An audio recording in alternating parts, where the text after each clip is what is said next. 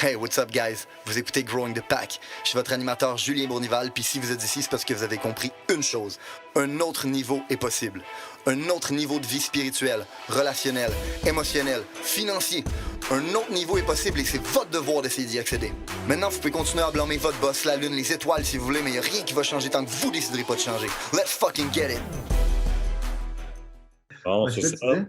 Donc, je disais, ben, c'est super parce que là, aujourd'hui, on va se parler d'un enjeu, je pense, qui nous passionne. Puis, on l'a vu dans les médias sociaux, puis on est très excités. Tout le monde s'excite un peu. Mais, bon, je me suis dit, ben oui, il y a les. Sur Facebook, on peut faire toutes sortes de déclarations, mais qu'est-ce qui se passe? Est-ce qu'il y a vraiment un problème avec le système de santé publique? Et de quelle façon on peut l'aborder?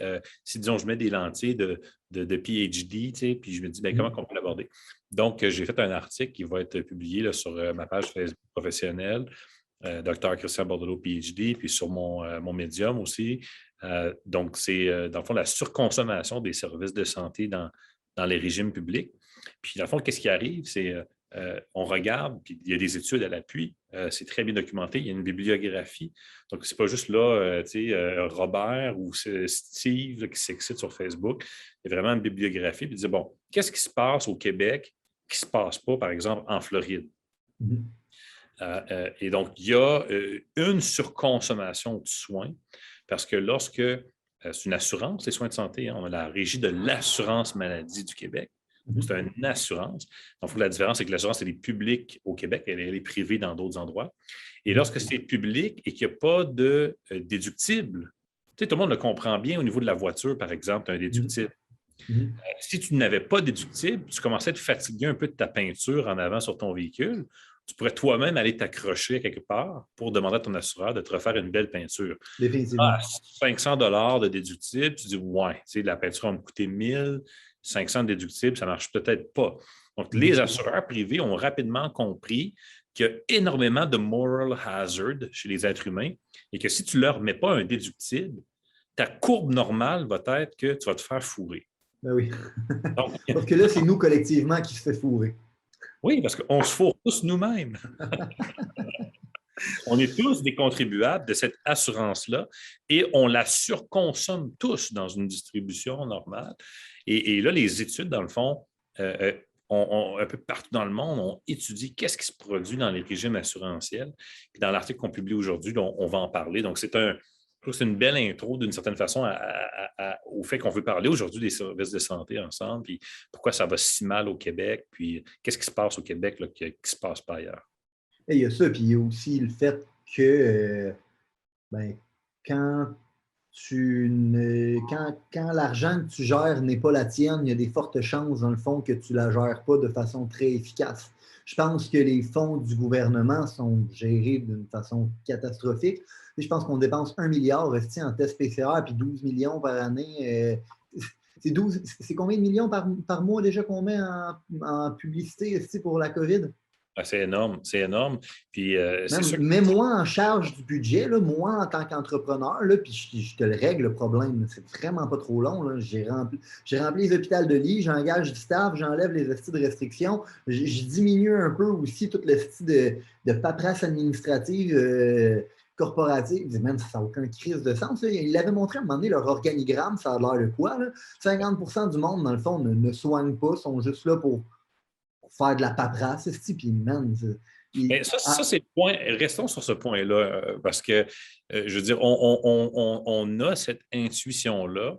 Et là, je me suis mis à regarder. Moi, c'est ça que je fais. Je prends des intuitions, puis je me dis, est-ce qu'on peut, dans la vraie vie, aller valider ça d'une façon? On fait une hypothèse, on est capable de la valider. Là, tout le monde a dit, là, il y a tellement de bureaucratie au Québec au niveau des soins de santé. C'est ça le problème.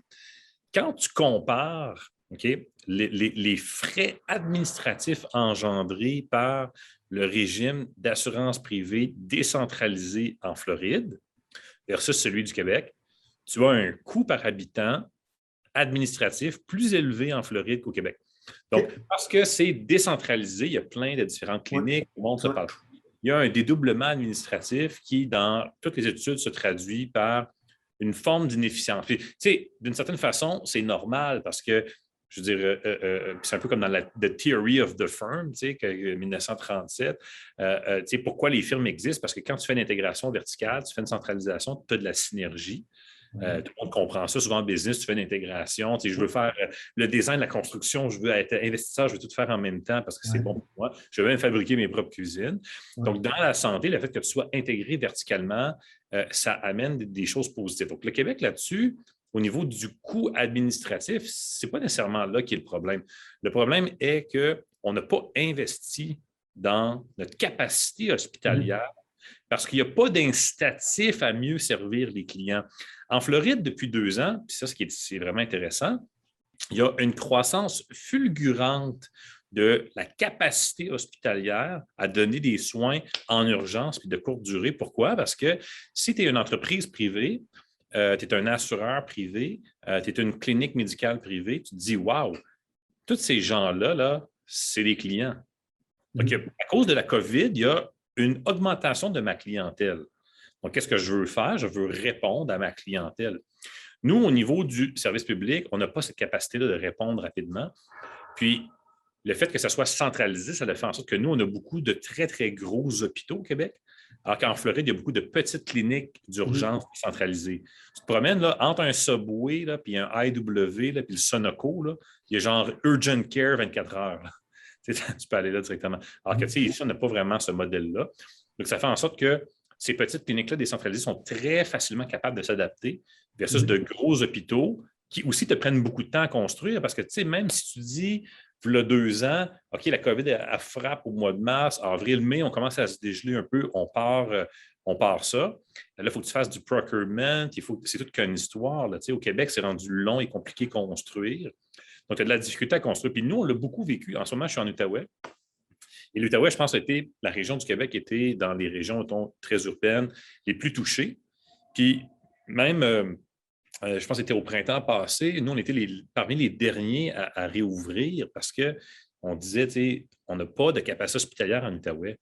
Il y a un vieil hôpital. C'est pas qu'on n'a pas le budget pour investir là-dedans, c'est qu'on n'investit juste pas là-dedans. On n'investit pas là-dedans, puis parce que tu sais, le budget au Québec, une grande partie de notre argent s'en va dans les soins de santé. Presque la 50 moitié. je pense, hein, qu'ils disent. Presque la moitié du budget. Tu sais, ça varie un peu d'année en année, là, tout ça, mais il y a différentes méthodes de calcul puis de comptabilité, puis il y a des gens qui s'astinent là-dessus, mais la réalité, c'est que c'est énorme. Et l'argent ne va pas nécessairement au one place. Donc là, c'est là que c'est un problème. Puis cette capacité-là hospitalière n'étant pas là, c'est ce qui fait que pour préserver le réseau de santé, on perd nos libertés. Tu vois, il y a un bon point aussi que tu amènes, puis je suis curieux d'avoir ton take là-dessus parce que tu as parlé un peu de la décentralisation, de la centralisation, puis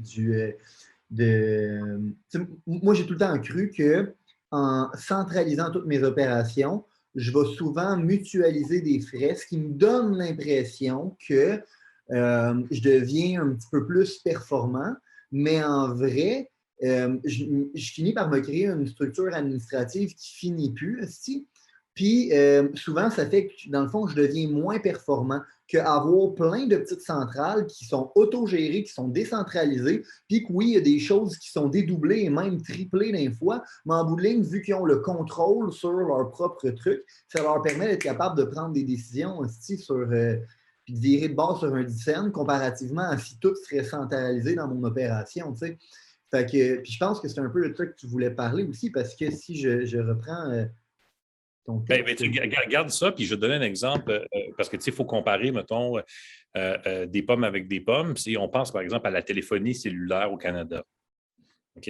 Pensons en termes de société. Est-ce que ça coûte moins cher de déployer un système de téléphonie cellulaire? Donc, on dit Bell va déployer des antennes un peu partout. OK? Puis Bell ensuite va partager ces antennes-là avec les autres personnes pour qu'il y ait une compétition, ou est-ce qu'on veut que chaque fournisseur de services déploie ses propres antennes? Donc là, tu regardes sur une montagne, où d'avoir une antenne, tu as genre 5 antennes qui font toutes la même affaire, qui sont tous sous-utilisées. Donc là, il y a comme une inefficience systémique qui est créée par la décentralisation. Aux États-Unis, ce qui arrive, c'est que tu as un paquet de régimes d'assurance différents. C'est l'équivalent de ta multiplication d'antennes. Ici, on a un seul payeur. ce qui lui permet d'avoir une certaine efficience. Au niveau pharmaceutique, c'est extrêmement payant, puis on le voit, parce que même les Américains viennent acheter leurs médicaments au Canada. OK. Parce qu'il y a un seul payeur, tu es capable de mieux négocier avec les pharmaceutiques que dans un système décentralisé. Donc là, il y a différentes choses mais c'est vrai que dans une entreprise, par exemple, tu pourrais dire, bien, si je deviens très administratif, là, tu commences à avoir des paliers dans ton entreprise qui ne sont plus soumis à la pression du PNL. Puis c'est là que tu peux commencer à avoir des problèmes. Et en même temps, tu peux organiser cette structure-là en la gardant relativement horizontale, avoir du PNL un peu partout. Pour chaque chef de division, il y a un PNL, il est responsable de ça. Ça, c'est un peu comme une discussion qui est un peu différente, mettons, des antennes que tu as pour les cellulaires, des médicaments ou des régimes d'assurance santé. Mais tu sais, regardons cet exemple-là, tu peux choisir d'avoir 1 ou 5 antennes. Ça, c'est comme un espèce de problème en soi que tu peux comme regarder. Mais en même temps, c'est différent de la capacité de chacune de ces antennes-là. Est-ce que tu mets des petites antennes ou tu mets de grosses antennes? Est-ce que tu fais des petits hôpitaux, comme en Outaouais, tu as comme 2 hôpitaux qui ont fermé l'hôpital de Wakefield, ou tu vas avoir 5 gros hôpitaux? Est-ce que tu veux être capable de scaler ta capacité hospitalière rapidement ou tu gardes la même et tu te dis, bien, ça va être aux gens de se masquer, ça va être aux gens de se faire vacciner, ça va être aux gens de ne plus sortir, ça va être aux gens, versus je pourrais comme augmenter ça. Puis après, tu peux te dire, bien, même si je construis rapidement un hôpital, même si on dit, OK, parfait, là, le ministre, il vient ici, puis là, il construit 2 hôpitaux demain en Outaouais. Qui va travailler dans ces hôpitaux-là quand l'urgence de Hall ferme régulièrement parce qu'il n'y a pas de personnel? L'urgence ferme, ça veut dire que tu arrives en ambulance, là, c'est fermé. Ah ouais, c'est ça. Il t'envoie dans un autre hôpital à comme 25 km. Donc même si on en construit d'autres, des hôpitaux où on rajoute des étages sur ceux qu'on a déjà, qui va travailler dans ça? Donc là, il faut revenir à la pyramide de qui décide combien il y a de médecins qui vont dans le régime de la santé à chaque année, qui contrôle les ressources. Dans le fond, il y a des syndicats, il y a les ordres, différents ordres, comme par exemple le Collège des médecins. Moi, j'ai fait un article, là, je pense, 10-12 ans, avec un collègue, Benoît Dubreuil, où on réagissait au chantage du Collège des médecins sur les augmentations salariales. Puis, ça a été publié dans Le Devoir, d'ailleurs, cet article-là. Et on se disait, parce qu'à ce temps-là, il disait, si on n'a pas nos augmentations, les médecins vont quitter le Québec, vont aller travailler en Ontario. Puis on se disait, on fait une analyse, puis on se disait, bon, est-ce que vraiment, là, il y a des médecins du Lac-Saint-Jean, puis de la Gaspésie, puis de la ville de Québec qui vont partir en masse, travailler en Ontario parce qu'ils n'ont pas eu 4,5 % ils ont eu 3 % alors qu'ils font déjà 312 000 par année en moyenne, puis les spécialistes jusqu'à 750 000. Donc là, il y a aussi une grande partie du budget de la santé qui va vers les médecins. Puis on se dit, bien, est-ce qu'on veut des médecins à 700 000 puis on en a 10 ou on veut des médecins à 350 000 puis on en a 20? À un moment donné, il va falloir aussi faire ce genre de choix-là, à savoir, on a-tu des ressources en santé ou on n'en a pas avec le budget qu'on a? Ouais. Moi, je pense en fait même que le système au complet devrait être revu à cause que le système médical et cette industrie-là, en fait, n'a pas un incentive à te soigner. Elle a un incentive à te garder malade. Ouais. Fait que déjà là, fondamentalement, selon moi, ça ne peut pas marcher. Moi, en tant que chef d'entreprise, ce que je suis tout le temps en train de me demander, c'est mon incentive est sur quoi, puis c'est quoi le comportement que je suis en train d'encourager. Est-ce que ça s'en va vers. Est-ce que le comportement que je suis en train d'encourager avec mes incentives amène ma société dans la bonne direction ou pas? Fait que, moi, puis après ça, je n'ai clairement pas la réponse de ça devrait être quoi l'incentive puis comment que ça devrait être redessiné.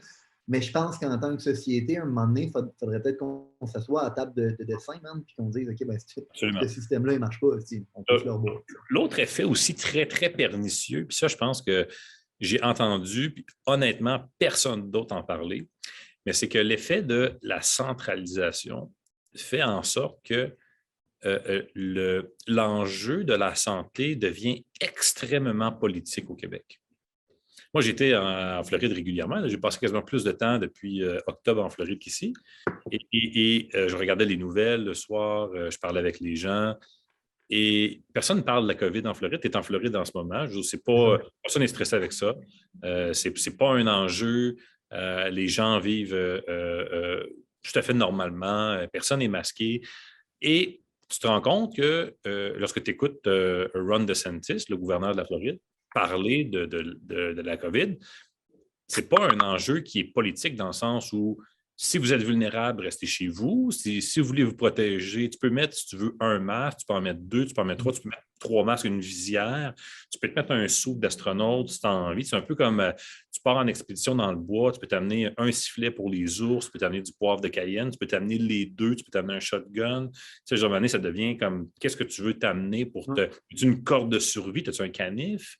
Tu sais, c'est pas le gouvernement qui décide qu'est-ce que tu amènes quand tu t'en vas faire une dans les bois. Donc, la Floride est un peu comme dans cette approche-là. Tu sais, si tu es vulnérable, reste chez vous, protège-toi. Si tu sors, ben là, c'est un choix. Puis si tu es malade, ben, tu as une assurance que j'espère que tu payes puis que tu as choisi. Puis selon ce que tu as choisi comme assurance, ben, tu consommeras les soins de santé en fonction de ça. Alors qu'ici, là, tout est centralisé parce que tout est public, tout est gratuit. Donc là, s'il y a des gens qui meurent, ça devient un enjeu extrêmement politique et on se retrouve dans une logique politique où les stratèges conseillent le gouvernement d'en mettre plus que pas assez parce que vaut mieux mettre un petit peu trop de mesures puis ensuite replier que de ne pas en mettre assez puis d'être accusé d'avoir causé la mort. Donc là, on est dans une espèce de dialogue où on veut éviter de se faire accuser d'avoir pas fait assez pour sauver des gens, alors que c'est un discours qu'on n'entend absolument pas dans les États où la santé n'est pas aussi centralisée, n'est pas publique comme au Québec. Même en Ontario, ce n'est pas aussi centralisé qu'au Québec. La discussion est complètement différente. Je suis à 7 km du Parlement. Je regarde là-bas, je le vois. La discussion est complètement différente en Ontario. Donc, on est au Québec là, complètement là, politisé par rapport à la santé. Puis ça aussi, ça explique les mesures draconiennes qu'on vit ici. Mais je pense on en avait parlé dans le podcast, mais on est aussi habitué de se faire dire quoi faire, puis on est docile là-dessus. Les Américains, eux, ils n'aiment pas se faire dire quoi faire.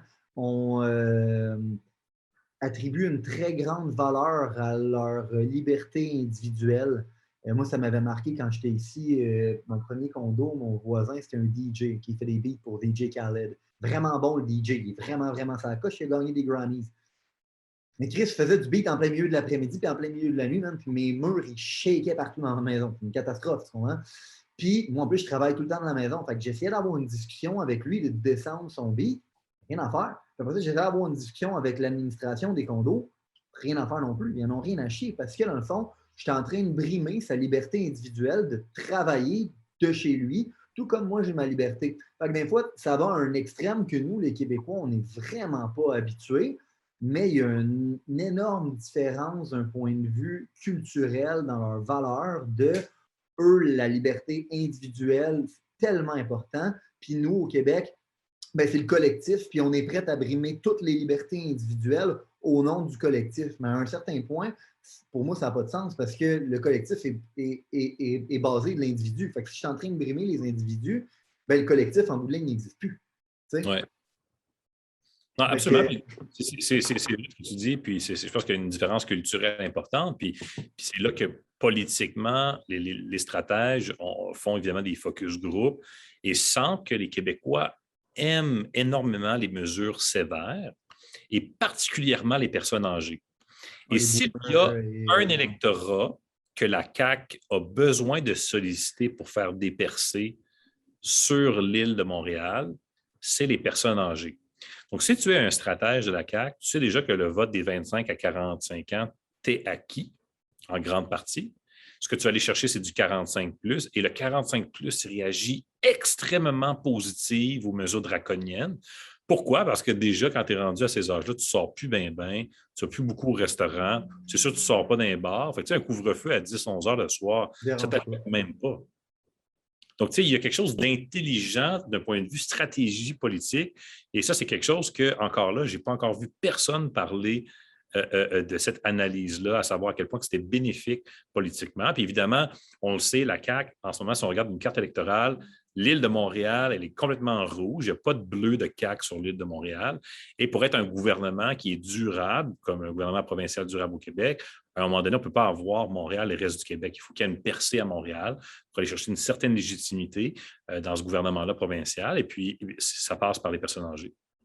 Donc, il y a quelque chose d'intelligent dans cette rigueur-là aussi au niveau politique qui était payante Là, on sent que le vent commence à tourner un petit peu, mais ça a été encore, jusqu'à aujourd'hui, très, très payant au niveau politiquement, là, les mesures sévères du Québec. Alors que dans par exemple, un régime comme la Floride, étant donné que les gens ne sont pas dociles, il y a beaucoup de... Moi, où je vais en banlieue de Orlando, c'est à 40 minutes de la côte, c'est tous des gens qui Des viennent... rednecks, même. Oui, mais il y a beaucoup en fait, de Latinos. Moi, quand je vais là-bas, presque 75-80 de mes interactions sont en espagnol.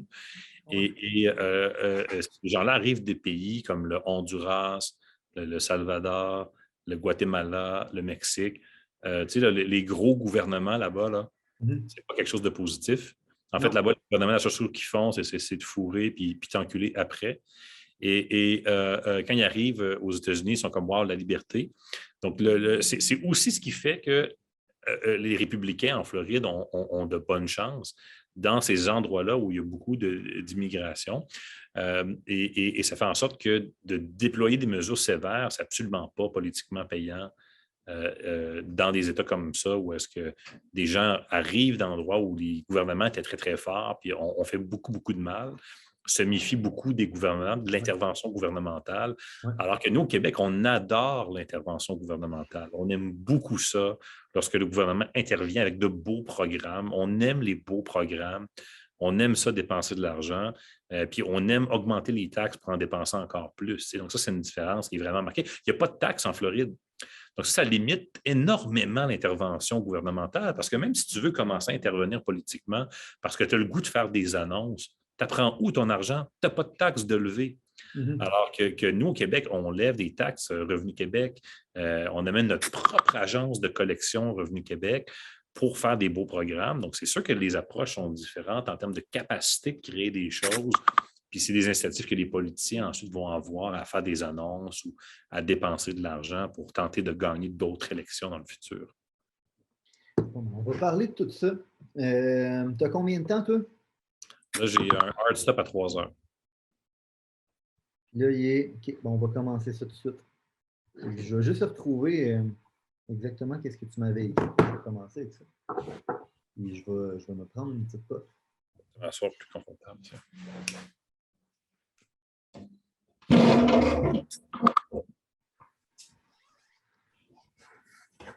Good.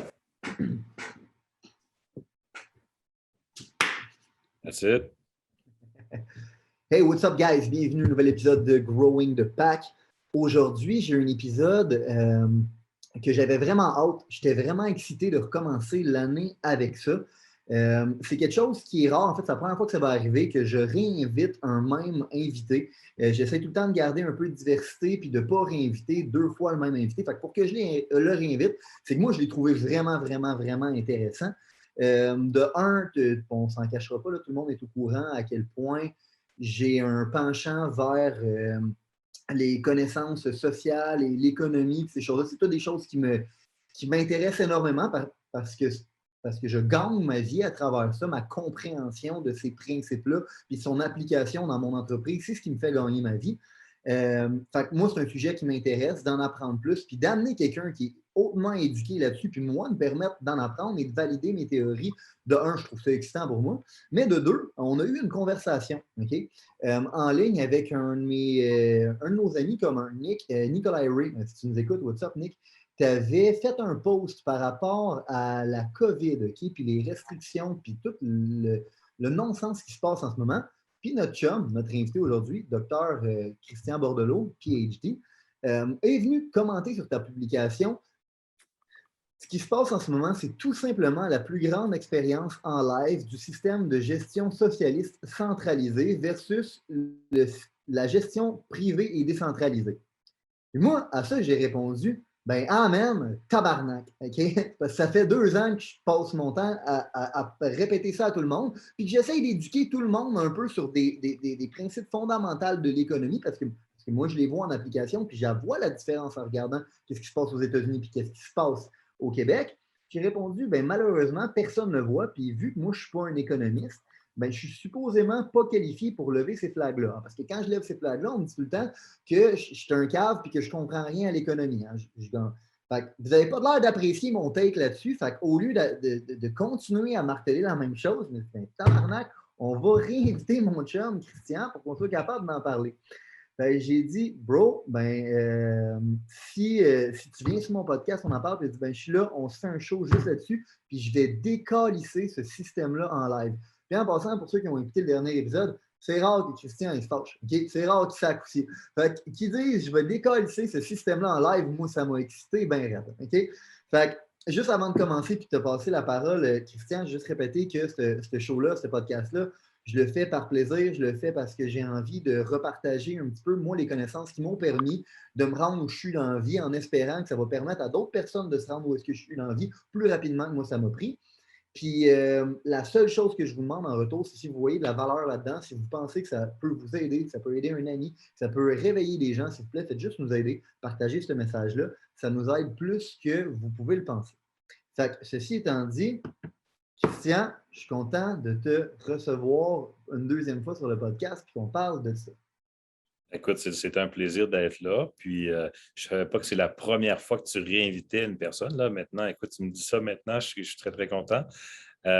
Écoute, c'est sûr que, tu sais, je pense que la plupart des gens vont être excités par la discussion parce que, c'est sûr que là, aujourd'hui, je pense que, au moment où on filme ça, on voit qu'il y a un relâchement des mesures sanitaires. Là, donc, je pense que tout le monde va être content de ça. Au moment où on avait la discussion sur Facebook, c'était comme le summum dans le fond, du régime liberticide auquel les Québécois ont été soumis. Et c'est vrai que je sacre très rarement, particulièrement dans des émissions, parce que j'ai des lettres de noblesse, mais il faut avouer à un moment donné que assez, c'est assez, et qu'au Québec, en raison de la médiocrité du système de santé, les Québécois en ont payé le prix au niveau de leur liberté. Et le choix qui a été fait, dans le fond, c'est de sacrifier les libertés individuelles au bénéfice de la préservation de l'intégrité du système de santé, parce que le système de santé centralisé, public, est directement connecté politiquement à travers la responsabilité ministérielle, à travers le ministre de la Santé, Christian Dubé, jusqu'au premier ministre. Donc, il faut préserver l'intégrité du système de santé à tout prix. C'est une question d'ordre gouvernemental numéro 1 à préserver. Système qui, selon moi, est déjà fondamentalement brisé pour plusieurs raisons, puis qui aurait besoin de notre attention beaucoup plus qu'on lui en donne, ou du moins d'une façon complètement différente de celle qu'on lui donne. C'était Einstein qui disait, dans le fond, on reproduit tout le temps la même action en espérant un résultat différent, mais c'est ça la définition de la folie. C'est un peu ça qu'on est en train de faire. Puis, je suis content que tu dises qu'on a payé cher, mais man, on va continuer à le payer. Hein. Genre, je veux dire, les vraies répercussions, selon moi, des mesures qu'on a mises, on va les vivre pour les 10 à 20 prochaines années. Juste psychologiquement parlant, là, ça va laisser une cicatrice deep dans l'esprit des Québécois, une division deep aussi parce que peu importe c'est quoi la sortie de crise, à quelque part, il y a eu une division qui a été tellement profonde que je pense que ça va être dur d'être capable de régler ça. Fait qu'on va en payer le prix psychologiquement, socialement, puis économiquement aussi, selon moi, pour les prochaines générations. Puis c'était la chose qui m'inquiétait le plus depuis le début. Puis c'est la chose pour laquelle j'ai levé un flag là-dessus depuis le début. Puis c'est une des raisons qui m'a donné encore plus envie d'approfondir mes connaissances, en fait, sur certaines théories économiques que j'ai hâte de jaser avec toi. Mais ouais, on le paye, on continue à le payer, puis c'est un système brisé. Absolument. Mais tu sais, il faut penser que même avant la COVID, le système était déjà à l'agonie. Je vais te partager une anecdote. Moi, je fais beaucoup de vélo de montagne. D'ailleurs, dans la première émission, on en avait parlé. J'avais fait des courses de vélo de montagne et tout. Donc, j'ai tout le temps continué d'en faire et j'ai un groupe d'amis de vélo de montagne qui viennent de toutes sortes d'horizons différents. Dans notre groupe, on a un médecin spécialiste urgentologue. Je ne donnerai pas son nom, là, par respect. Il est dans un hôpital à Ottawa. Et souvent, quand on fait du vélo de montagne au Québec, puis on va faire des pistes qui sont un petit peu dangereuses, là, puis on se fait peur un peu. Il dit, quoi qu'il arrive, va jamais dans un hôpital à Gatineau, traverse en Ontario, à moins de ne pas être capable de te rendre en Ontario. Donc, ça, c'est à quel point tu ne veux pas aller dans un hôpital du Québec. Puis, lui, c'est un Québécois, c'est un médecin spécialiste, il travaille en Ontario, il travaille au Québec.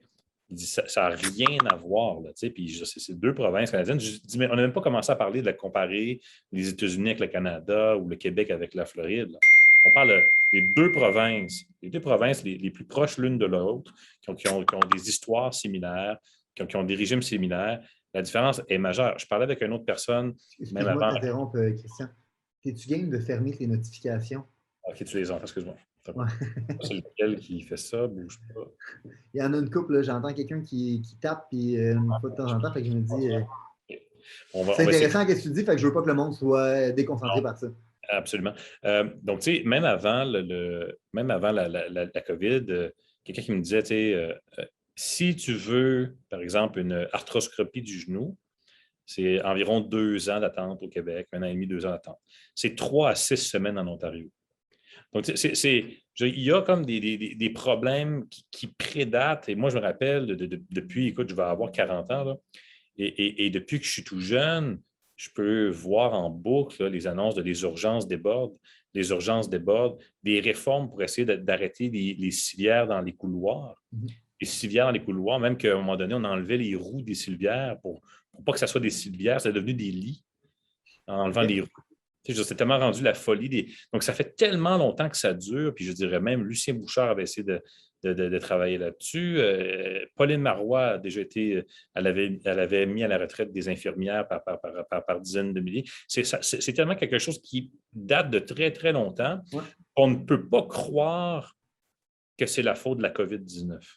Non, exact. Non, c'est impossible. Puis de toute façon, n'importe qui est censé, puis on les a tous vus passer, là, les articles, admettons, sur Facebook, où est-ce qu'ils montrent des articles de journaux qui datent de 2015, puis qui expliquaient qu'on débordait encore les hôpitaux, puis ça fait longtemps que ce problème-là dure, puis je pense que ça a toujours été un enjeu électoral. Moi, ce que je me demande, c'est de ton point de vue, d'un point de vue économiste. Okay? Pourquoi c'est tout le temps un problème? Pourquoi ce problème-là est là? Puis pourquoi, dans le fond, on ne le règle pas, ce problème-là? Là, il y a plusieurs choses. Une part, il y a un problème d'investissement qui date de là, très, très longtemps. Donc, il y a un manque de capacité hospitalière pour la population du Québec. Un investissement. Pourtant, on a investi 50 de notre budget là-dedans. Oui. Sauf que le fait qu'on investit 50 après ça, il faut regarder où va cet argent-là. Et pour se donner de la capacité hospitalière, il y a 2 énormes variables. Donc, il y a ce qui est l'aspect, disons, qu'on le réduit à l'aspect ressources humaines. Donc, il y a des salaires à payer aux médecins, par exemple, des choses comme ça. Mettons, laissons de côté le volet administratif. Si on veut soigner des gens, on a besoin de médecins, d'infirmières, etc. Tu as besoin des infrastructures. Tu as besoin d'une place pour être capable de recevoir, puis tu as besoin de. Dans le fond, pour soigner des gens, mettons, moi, j'étais dans les forces canadiennes, on arrivait à un endroit, tu sais, un hôpital de campagne. Qu'est-ce que tu as besoin? Tu as besoin de faire des tentes d'hôpital de campagne, tu mets tes équipements à l'intérieur, puis là, tu as les médecins militaires qui arrivent avec des infirmiers, des infirmières.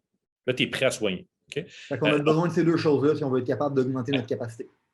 On simplifie à outrance, mais on a 2 grosses variables qui affectent notre budget. Infrastructure puis ressources humaines.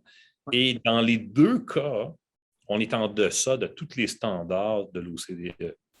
Puis ça fait extrêmement longtemps que c'est comme ça. Tout comme on a un déficit d'entretien d'infrastructure de nos routes. L'Ontario dépense 3 fois plus que nous, l'État de New York 7 fois plus que nous, le Maine 14 fois plus que nous. Donc, tu sais, à un moment donné, c'est sûr qu'on a des viaducs qui tombent, on a des nids de poules, à chaque année, on s'en plaint.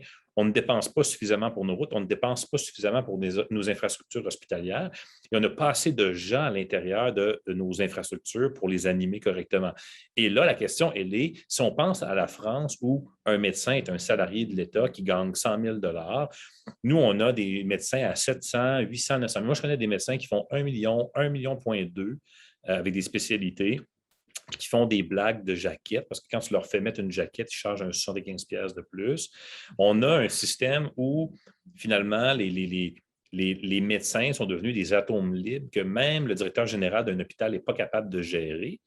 Moi, j'ai travaillé avec un ancien directeur général de l'hôpital de Montfort quand j'étais chez Raymond Chabot. Lui, il venait de quitter l'hôpital comme la direction générale. Il se joint à Raymond Chabot comme directeur exécutif. Puis il dit, tu sais, tu es directeur général d'un gros hôpital. Montfort, c'est le plus gros hôpital de la capitale. Et tu ne gères personne. parce que tout le personnel soignant, ils ont tout ça un paquet d'ordres professionnels. Les médecins, c'est des atomes libres qui ne sont pas gérables. Fait que, dans le fond, tu gères presque rien. Donc, tu n'es pas capable d'organiser le travail. Alors que dans un hôpital américain, le directeur général peut mettre dehors n'importe quel médecin, n'importe quand, n'importe quelle personne du soin infirmier. Le directeur général d'un hôpital a énormément de pouvoir pour organiser les soins, ce qui n'est pas le cas, par exemple, au Québec ou même en Ontario dans ce cas-là. Donc, il y a une partie de l'organisation qui est très, très difficile. Puis ça découle des ressources humaines où on a, dans l'État corporatiste québécois, donné un pouvoir extraordinaire au Collège des médecins, hein, puis aux médecins spécialistes, de définir. Imagine-toi, la seule classe de citoyens qui a le droit d'avoir une fiscalité de compagnie et d'avoir un seul client, c'est les médecins. C'est les seuls. Ils ont une exception même avec Revenu Québec. Ça donne à quel point, une idée à quel point ils ont un pouvoir extraordinaire. Et ça fait en sorte qu'une énorme partie de notre budget va aux médecins. Puis il ne reste pas tant d'argent que ça pour les autres personnes. On a de la difficulté à recruter des infirmières, etc. Donc, ça rend, dans le fond, tu ne te retrouves pas dans un marché compétitif où est-ce que tu es capable de pricer, dans le fond, des personnes selon leurs compétences et la valeur qu'ils amènent, puis comment ils performent dans ton hôpital. Dans le fond, il y a une mafia qui décide combien tu es obligé de pricer ce monde-là, même si techniquement, sur le marché, il ne vaut pas ça. C'est un peu ça. Tu n'as pas de capacité d'adaptation, ce qui fait en sorte que, par exemple, pendant une crise où c'est plus difficile, les conditions sont plus difficiles, tu n'es pas capable d'aller chercher les ressources au prix que tu veux les avoir pour être capable d'avoir les ressources. Donc, par exemple, c'est un peu ça, ma question tantôt, quand tu disais, excuse-moi, tantôt tu disais qu'on n'investit pas assez dans notre santé quand tu regardes, admettons, d'autres places qui ont un plus gros budget, puis on n'investit pas assez dans nos routes. Puis d'un autre côté, je me disais, Chris, on est les plus taxés. Tu comprends? Fait que comment ça se fait que nous, on paye autant que ça pour si peu que ça en retour? Fait que je me posais un peu la question. Puis ça, c'est une bonne réponse dans ma tête, c'est que, dans le fond, on ne price pas notre monde à leur vraie valeur du marché. Puis ça fait que, en bout de ligne, on se retrouve avec un système qui est complètement déficient. Là, si moi, dans ma business, je donne tout mon budget à tel département, il ne m'en restera peut-être pas assez pour être capable d'en donner assez à mon customer service pour être capable d'avoir un bon département de customer service qui s'occupe bien de mes clients. Je vais être bon à en acquérir, mais je ne serai pas bon à les servir. Puis là, tout le monde est capable de comprendre que tu dis, si en ce moment, on a 10 médecins au Québec, puis qu'on les paie 1 million, on pourrait peut-être faire le choix, avec le même budget, d'en avoir 20 puis de les payer 500 000. Donc, il y a une partie de ça. Il y a une partie du fait aussi que même si tu décidais de faire ce choix-là, ce n'est pas toi qui décides combien de médecins vont sortir par année sur le marché au Québec. Donc, c'est le Collège des médecins. Ce n'est même pas les universités qui forment, ce n'est même pas les facultés de médecine. C'est le Collège des médecins en collaboration qui va décider combien va sortir de médecins. Donc, on peut se poser la question, dans des temps aussi difficiles, est-ce que, par exemple, je dis n'importe quoi, est-ce que 39 de cotère, ça devrait être le cut-off? Pourquoi pas 38,5 ou 38? Est-ce qu'à 38 de cotère, tu vas être vraiment un moins bon médecin? 39. Donc, il y a peut-être des choix aussi à regarder à ce niveau-là. Mais il y a aussi le fait que dans les régimes, d'ailleurs, c'est l'article que je publie aujourd'hui sur ma page professionnelle, Dr Christian Bordelot, PhD sur Facebook et sur mon médium aussi. Il y a une surconsommation des soins de santé dans les régimes socialistes où les soins de santé sont gratuits.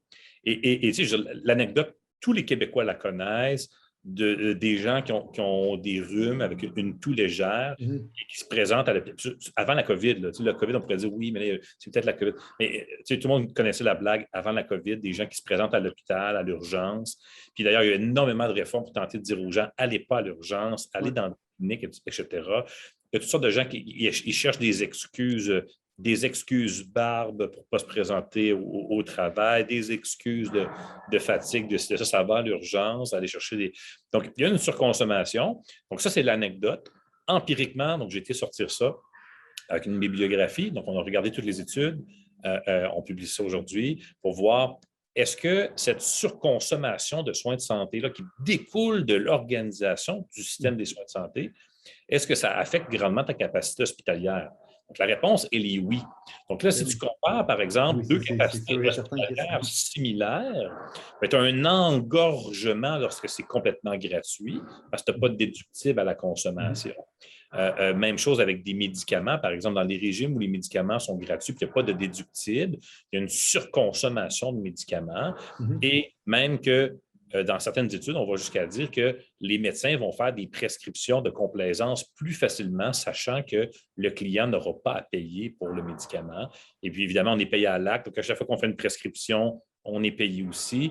Donc, tout un J'ai une mécanisme question pour toi, moi. qui s'enchaîne. J'ai une question pour toi. Est-ce que tu penses que ça, c'est intimement lié aussi au fait que nos services ou notre staff, dans le fond, nos médecins, ne sont pas bien pricés? Dans le sens que si le consommateur ne paye pas directement son service ou il n'a même pas l'impression, il n'y a même pas de déductible à payer pour ça, puis il ne vaut pas réellement le coût de son traitement qui, souvent, il est probablement bidon parce que, dans le fond, il va à l'hôpital pour rien parce qu'il ne paye pas. Ben, est-ce que ça peut être lié au fait que ben, on paye trop cher des médecins, on paye trop cher des. Tu sais, parce que moi, je me dis, moi, je suis un consommateur. Si, dans le fond, je m'en vais à 2 hôpitaux puis qu'il y en a un qui me charge plus cher pour les mêmes services, je vais dire, ben, j'irai plus à celui-là, je vais aller à celui-là à la place. Mais là, tu as comme Revenons à la jaquette. Revenons à la jaquette. Ouais. Imagine-toi, Julien, tu es un client. Disons que tu es en Floride. Tu vas à Urgent Care 24 heures. Tu rentres là, et là, dans le fond, le médecin dit j'aimerais ça que tu mettes une jaquette. Quand tu vas mettre ta jaquette, je vais te charger 75 $. Là, tu es comme, je suis obligé de mettre la jaquette? Non, mais c'est fortement recommandé. Tu vas peut-être te dire, ben, pour 75 $, même si c'est fortement recommandé, je ne vais pas mettre la jaquette. C'est un choix que tu vas faire. Et là, on pourrait rapidement voir, est-ce qu'il y a beaucoup de gens qui choisissent de payer 75 $ pour tout simplement enfiler eux-mêmes une jaquette? Alors qu'ici, tu n'es pas au courant lorsque la personne t'envoie enfiler une jaquette, que lui, il va se faire 75 $ parce qu'il t'enfile une jaquette. Puis après ça, des parties de médecins où ils se font des fondues chinoises, ils se racontent des trucs de facturation où est-ce que, hey, savais-tu que si tu fais mettre la jaquette, ah ouais, crime, je ne le savais pas, moi.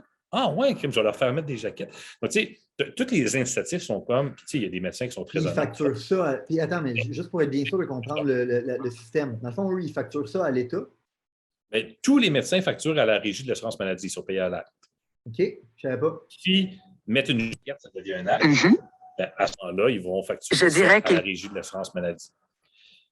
Donc, c'est ça qui fait aussi que la Régie de l'assurance maladie étant son seul client, le médecin a besoin d'une exemption que personne d'autre a pour être considéré quand même comme une entreprise opérante. Oui, je comprends. Mais le fait que les médecins, les médecins, ils connaissent les prix, par exemple, des actes, et ça peut amener un moral hazard qui est tout aussi vrai pour les médecins que pour les clients qui n'ont pas de déductible, à savoir, OK, ben là, je passe la carte aujourd'hui, tchic d'assurance maladie. Là, ça me donne tel montant pour tout simplement te voir. Là, ben, est-ce que je passe 5 minutes avec toi ou 7 minutes avec toi? Parce que là, si je fais 5 minutes avec toi, je peux en voir tout de suite un autre. Là, je peux repasser une autre carte encore, puis tu es payé à l'acte. Donc, ça crée des incitatifs vraiment bizarres, ce système-là. Puis il y a beaucoup d'anecdotes. Il n'y a malheureusement pas énormément d'études sur ce sujet-là en particulier, mais les anecdotes se multiplient. Et puis, d'un point de vue économique, au niveau de la théorie, lorsqu'on pense à un système comme celui-là, c'est un système qui est le plus, disons, qui est le plus attuned, je ne sais pas en anglais, mais qui est le plus orienté vers le moral hazard parce que, je veux dire, si tu es une personne qui choisit entre est-ce que je lui fais mettre la jaquette ou non, puis ça te donne 75 $, c'est vraiment facile de faire mettre la jaquette pour rien. Et là, on tombe dans l'éthique. Est-ce que les médecins ont une éthique suffisante? Puis je suis certain que les gens qui nous écoutent. L'humain, là. C'est un humain comme tous les autres. Puis, encore là, je vous l'aurais dit, la plupart sont honnêtes, puis on les aime beaucoup. Là, je ne sais pas ça la question, mais en termes de gouvernance, de système de gestion de risque, est-ce qu'une entreprise privée, par exemple, qui devrait payer ses employés, s'en remettrait uniquement à ses employés pour choisir les dépenses qu'ils remboursent? Non, ils ont des systèmes en place de remboursement de dépenses. Puis on veut s'assurer que tu ne peux pas acheter n'importe quoi puis réclamer n'importe quoi. Il y a des comptables qui vérifient ça, il y a des contrôleurs, il y a toutes sortes de logiciels pour regarder ça. Mais on dirait qu'au niveau de la santé, ce contrôle-là ne se fait pas du tout de la même façon. Donc, ça, c'est un des premiers problèmes on a la façon dont les gens sont rémunérés qui favorise une surconsommation qui est extérieure au patient. Et ensuite, il y a intérieure au patient. Le patient, comme lui, ne paie pas pour ces services-là, euh, euh, euh, peut en surconsommer, là, parce qu'on peut aller voir à toutes les semaines son médecin. Il y a des gens qui vont voir le médecin toutes les semaines. Il y a des gens qui, sur le bien-être social, qui appellent des ambulances comme des taxis parce qu'ils ne payent pas. Il y a toutes sortes d'abus qui surviennent lorsqu'on ne paie pas pour quelque chose. Et on a un système ici au Québec qui enlève justement tous les incitatifs qui sont requis pour avoir quelque chose d'efficient. Donc ça, c'est certain que c'est un gros problème lorsqu'on le compare avec la Floride où tu es actuellement. Mais ça, selon moi, c'est la preuve et la raison pour laquelle un système socialiste, ça ne fonctionne pas. Tu retires les incentives au monde pour être capable de faire les bonnes décisions. L'homme est l'homme. Moi, je parle tout le temps de ce thinking-là. On n'est pas parfait. Puis c'est sûr que si tu ne mets pas de méthode de contrôle, comme tu as dit, ben, ça peut facilement devenir un chaos, justement, où est-ce que ben, si tu ne le payes pas, ton ambulance, ben, tu vas la prendre quand tu veux. Si tu ne le payes pas, ton médecin, ben, tu vas le prendre quand tu veux. Mais tu finis par le payer quand même, mais c'est rien que tu ne le vois pas que tu le payes. Je ne sais pas si tu comprends ce que je veux dire. Absolument. Absolument. Parce que même le médecin qui charge son 75$ pour mettre la jaquette en bout de ligne, il finit par le payer lui aussi. Fait que c'est un gros manque de compréhension de la machine, comment elle fonctionne. Puisque pour lui, il reçoit le 75 directement. Puis je ne veux pas qu'on s'accroche sur 75, je dis des chiffres approximatifs pour ne pas faire de divulgation de quoi que ce soit, là, mais je sais c'est quoi le prix de la jaquette. Non, mais on utilisait ce prix-là juste parce que c'est lui que tu as utilisé, puis le monde va s'en référer à ça. Tu comprends? Juste le préciser, ce n'est pas qu'il y ait d'excitation par rapport à ça. Donc tu sais, par exemple, lui, il reçoit le 75 et ensuite, c'est socialisé sur les 7 millions et plus de Québécois. Ça crée un système pervers qui l'encourage à aller piger là-dedans parce que lui, il paye 1 millième, un 8 millions, ou je ne sais pas combien qu'on est de contribuables, mais de cet argent-là, puis il en récolte. Lui, évidemment, c'est pervers comme système. Grâce à l'anomalie, donc il a une fiscalité opérante, ce qui fait en sorte qu'il paie moins d'impôts qu'un bon père de famille de la classe moyenne. Alors, ça, c'est qui lui paie plus d'impôts au prorata de ses revenus pour le système de santé que le médecin qui lui en retire un bénéfice, par exemple. Donc, ça, c'est sûr que c'est un très, très gros problème. Là, qui est encouragé à faire ça. Il y a des incitatifs qui encouragent à la surconsommation de soins au Québec. Puis ça, ben, ça va de pair avec un manque de capacité. À l'interne et à l'externe. Ouais, je comprends ce que tu voulais dire. Et un manque de capacité hospitalière en surcroît de tout ça. Et là, nous, on parlait sur les médias sociaux, évidemment, des mesures et tout ça qui étaient difficiles, et le point est que pourquoi au Québec on a eu des mesures aussi liberticides? C'est en raison de notre système de santé, parce que, je veux dire, moi, je me promenais là, une semaine au Québec, une semaine en Floride, une semaine au Québec, une semaine en Floride. Je peux t'avouer que je suis tombé en dissonance assez rapidement, parce que, je veux dire, c'est le même virus. C'est le même virus, là. C'est le même Omicron dans les deux cas. Puis, tu sais, en toute transparence, tu sais, moi, je l'ai eu, la COVID, dans les débuts. Mon gars, il a eu Omicron récemment. Puis, on est resté en Floride plus longtemps. On sait ce qu'il voit. Et je veux dire, mon gars, il a toussé 2 fois. Puis, on était avec lui pendant 2 semaines. On ne l'a pas eu. On a peut-être été chanceux ou non. Moi, j'aurais aimé ça de l'avoir puis tourner la page. Mais ceci étant dit, tu sais, on est comme en dissonance. On dit c'est le même virus, puis là, il y a comme, on est complètement libre en Floride, il n'y a pas de masque. Puis là, tu reviens ici, puis là, c'est de la folie. Et pourquoi c'est comme ça? C'est à cause du système de santé. Ce n'est pas à cause du virus, c'est à cause du système de santé. C'est aussi simple que ça.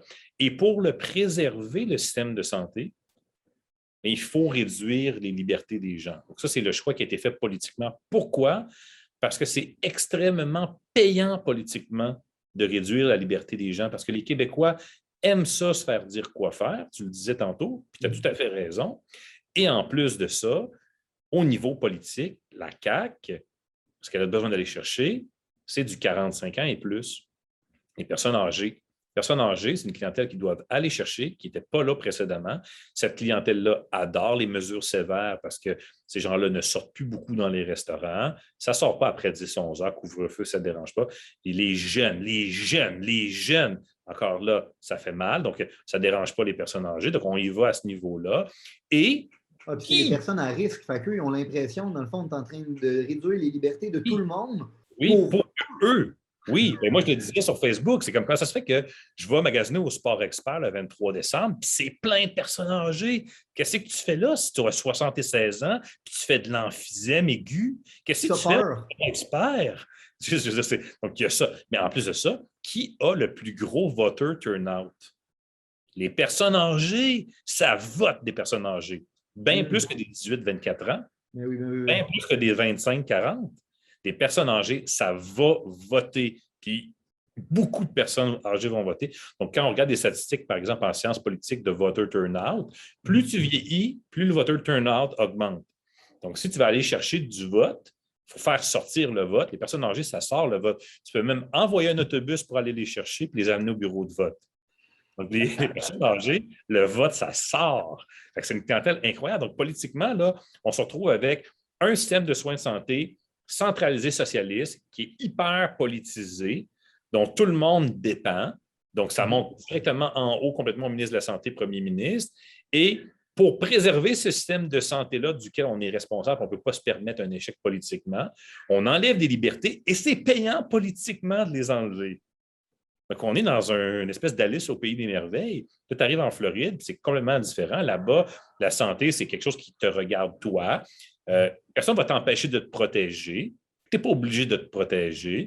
Puis si tu ne te protèges pas et tu tombes malade, ben, tu étais mieux d'avoir une assurance. Puis c'était à toi de t'organiser pour avoir une assurance, à choisir une bonne assurance. Un peu comme si on pense à l'assurance de voyage. Moi, je m'en vais en Floride le samedi. Si je ne me prends pas d'assurance de voyage, là, c'est moi le cave, tu sais.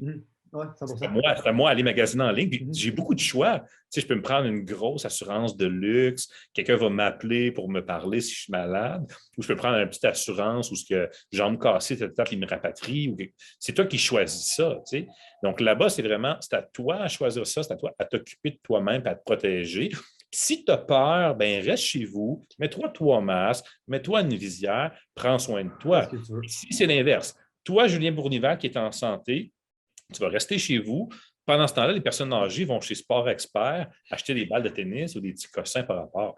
C'est là qu'on est complètement là, comme déphasé. Là. Mais c'est choquant. On peut comprendre les gens d'être choqués. Là.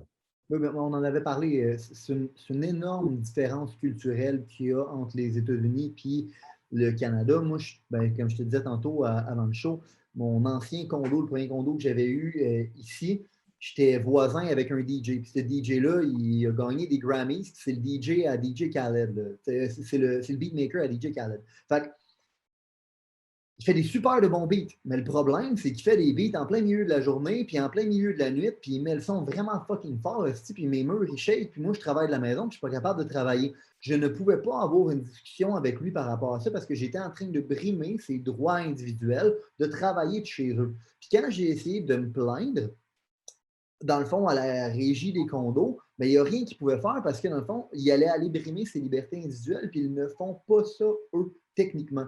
Puis c'est quelque chose qui m'avait quasiment choqué au début, mais en même temps, c'est la raison pour laquelle je suis venu aux États-Unis. C'est une différence culturelle où les Québécois, eux, ils sont prêts à brimer les libertés individuelles au nom du collectif.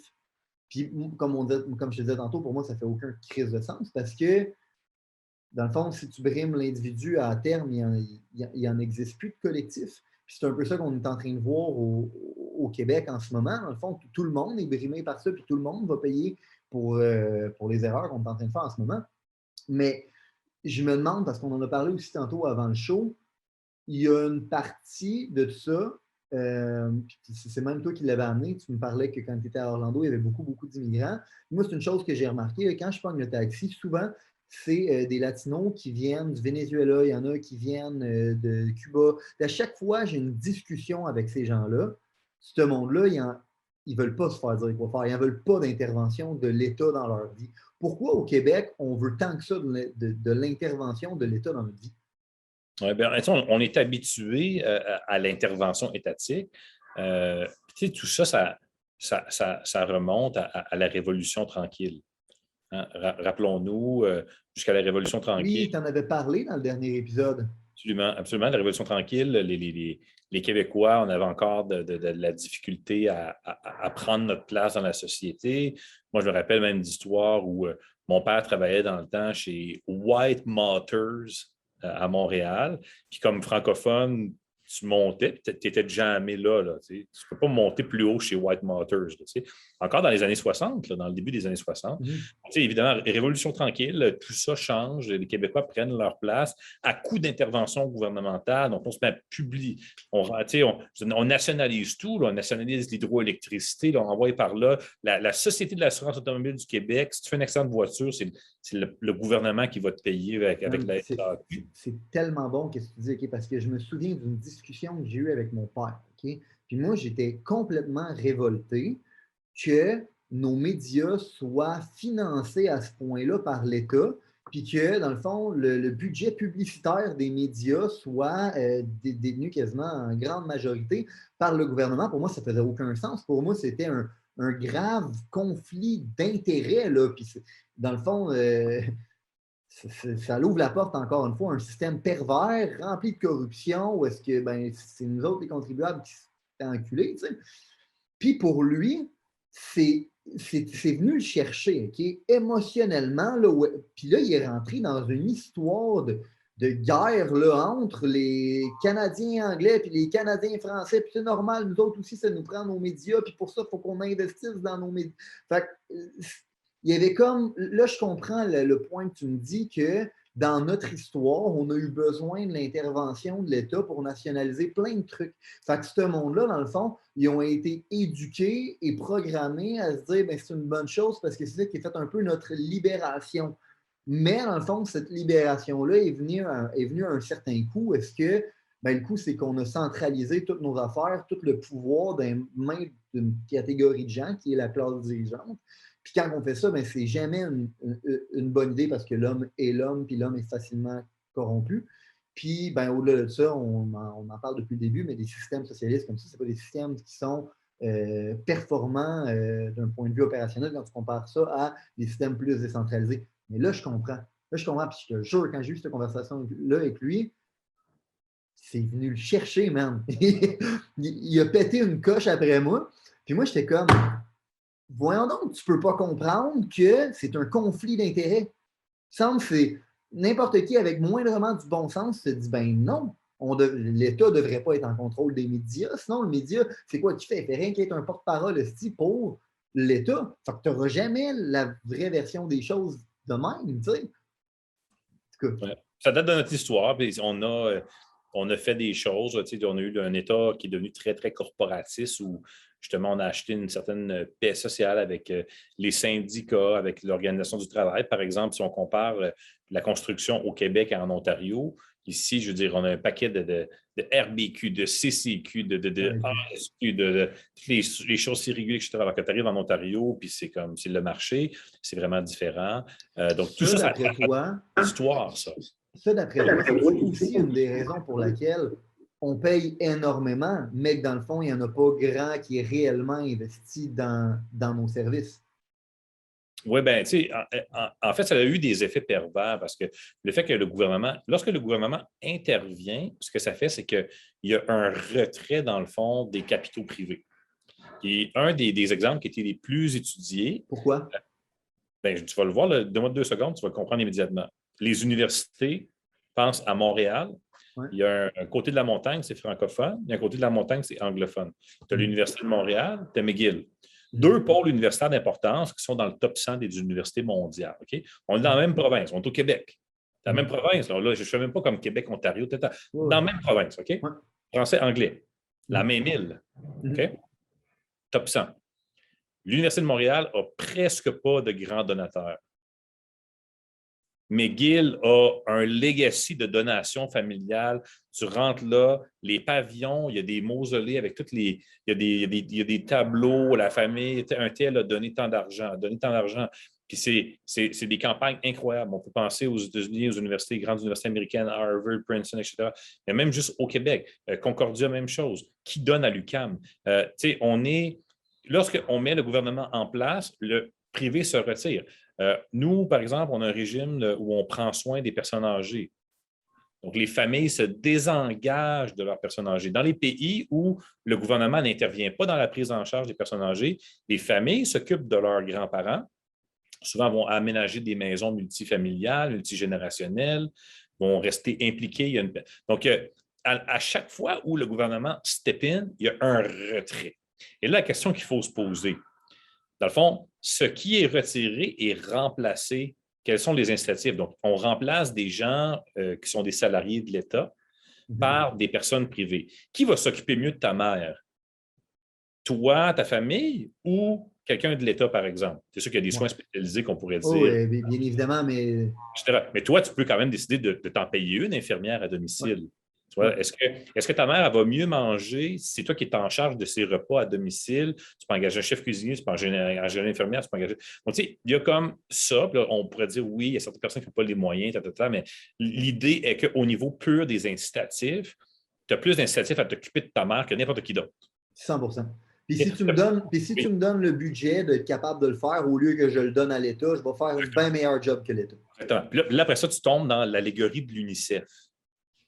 Tu connais l'allégorie de l'UNICEF? Ben, c'est qu'en bout de ligne, sur la pièce que tu donnes, il en reste 10 cents. Là, tu mets une pièce, là, mais avant que cette pièce-là se rende en Afrique, qu'est-ce qui est mieux, donner une pièce à l'UNICEF ou la donner directement? Là, tu vas dire, je n'ai pas les moyens, mais tu sais, on comprend la logique. Donc, c'est la même chose. Tu t'occupes de ta mère versus tu donnes l'argent à tes impôts, ça remonte dans un beau programme, ça s'en va dans des super structures de CISO. Je ne sais pas si tu as vu le texte de Patrick Lagacé qui appelait ça le brick du CISO. Là, c'était 2 médecins qui essayaient de commander une imprimante. Tu regarderas le texte, je l'ai posté sur ma page Facebook. C'est Patrick Lagacé qui a écrit ça. C'est 2 médecins qui essaient de commander une imprimante. Ça leur a pris 6 mois à aller commander une imprimante. Puis, ils se sont tannés, finalement, ils ont été chez Bureau en gros, ils en ont acheté une à 200$. C'était tout qu'un organigramme de structure. Il y avait 13 personnes impliquées là-dedans. Ça se renvoyait des courriels. Il y avait des comités avec des rencontres, puis des rencontres. Pour acheter 2 imprimantes. Pour acheter une imprimante à 200$. Finalement, ils ont fini par en acheter une 9 mois plus tard, elle a coûté 6 000. Donc, mais combien de temps, combien d'énergie, combien d'argent on a payé pour une tâche si simple? Absolument. Donc, il y a énormément de pertes. Et c'est normal parce que les gens n'ont pas un incitatif personnel. Et en plus de ça, le mécanisme d'imputabilité de l'autre côté n'est pas nécessairement là parce que si, par exemple, tu as des employés dans ta business privée qui, eux, n'ont peut-être pas un incitatif personnel parce que ce n'est pas leur business, mais que tes clients n'ont pas un bon service, rapidement, tu vas t'en rendre compte. Tu vas peut-être les mettre dehors, tu vas les remplacer par d'autres personnes. Là, dans le public, tu ne peux même pas les mettre dehors. Ils ont des permanences. Donc, tu te ramasses avec du monde. Là. Puis moi, j'ai été au gouvernement là, comme gestionnaire. Là. Je peux te le dire, là, on en faisait des blagues. Là. Il y a des zombies là-dedans. Là. Il y a des morts vivants. Il y a du monde, là, c'est du bois mort là, partout, là, dans un cubicule. Là. Ça rentre le matin, puis ça compte les minutes pour repartir. Puis à 3h15, là, pas une seconde de plus, ça ramasse leur boîte à lunch puis leur petite mallette. Ils sont partis. Puis ils brûlent les années pour se rendre jusqu'aux 20 ans. Puis ça, tu en as plein du monde comme ça. Tu penses que ça te donne de l'efficacité, ça, comme organisation? Et après ça, l'État, lui, se vante d'être un créateur d'emplois. Oui, mais là, c'est ça. Ça, c'est une autre discussion. Il faut faire un podcast juste là-dessus. Non, mais c'est vrai parce que c'est une discussion que je suis obligé d'avoir des fois avec le monde quand on parle de ce genre de sujet-là. C'est que, non, mais l'État, dans le fond, il crée de l'emploi. C'est un driver économique, tu sais, pour la nation. Puis, moi, je me dis tout le temps, mais tu calcules donc bien mal. À partir du moment où tu as des syndicats avec des permanences puis tout ça, tu enlèves le pouvoir aux gestionnaires, peu importe que ce soit privé ou public, de faire les choix. Puis, tu sais, moi, je l'ai vu là, à l'instant où les gens, parce qu'au début, tu les engages comme contractuels là, avant qu'ils deviennent permanents. Là. Puis, tant qu'ils sont dans la période de contractuel, là, on fait des actes de gestionnaire. Là, c'est comme gardons-les là, le plus longtemps possible contractuels parce que là, tu as du output. Là, ils espèrent tout que tu vas les switcher en permanence. À l'instant, ils ont la permanence. Même des fois, tu te dis, lui, c'est sûr qu'il va continuer après. Là. J'ai comme le feeling qu'il y a un work ethic. À l'instant où il y a la permanence, c'est normal. C'est parce que tu as retiré son incentive d'être productif. Absolument. Et c'est ce qu'on fait de façon systémique. Au Québec avec ces organisations-là publiques. Donc, plus on met du public dans toutes nos sphères de la vie, dans financer l'université, financer les soins de santé, financer les personnes âgées, l'assurance automobile de ça, la gestion de... Plus on met du public, plus on enlève des incitatifs, parce qu'on remplace les gens qui étaient là, on remplace les organismes, même les OBNL qui étaient là, on remplace tous ces gens-là qui avaient soit un éthique, un cœur, des incitatifs économiques, on les remplace par des gens qui ont des permanences et c'est sûr que ton output, il ne va jamais être au même niveau. Il n'y a pas une seule étude qui a découvert qu'il y avait un output dans ce genre de système-là qui était supérieur à des systèmes où les gens ont des incitatifs personnels à réussir. Fait que comment on règle ça? Mais là, ça, c'est toute une autre histoire. Régler ça, c'est sûr qu'il faudrait Parce que moi, comme je t'ai dit tantôt, je pense que comme quelque part, il faut qu'on décide de réaliser que notre système ne marche pas, puis qu'on se rassoit à la table de dessin, puis qu'on en dessine un autre. Tu sais, même, moi, l'exemple que je te donnais tantôt, c'était le système de santé.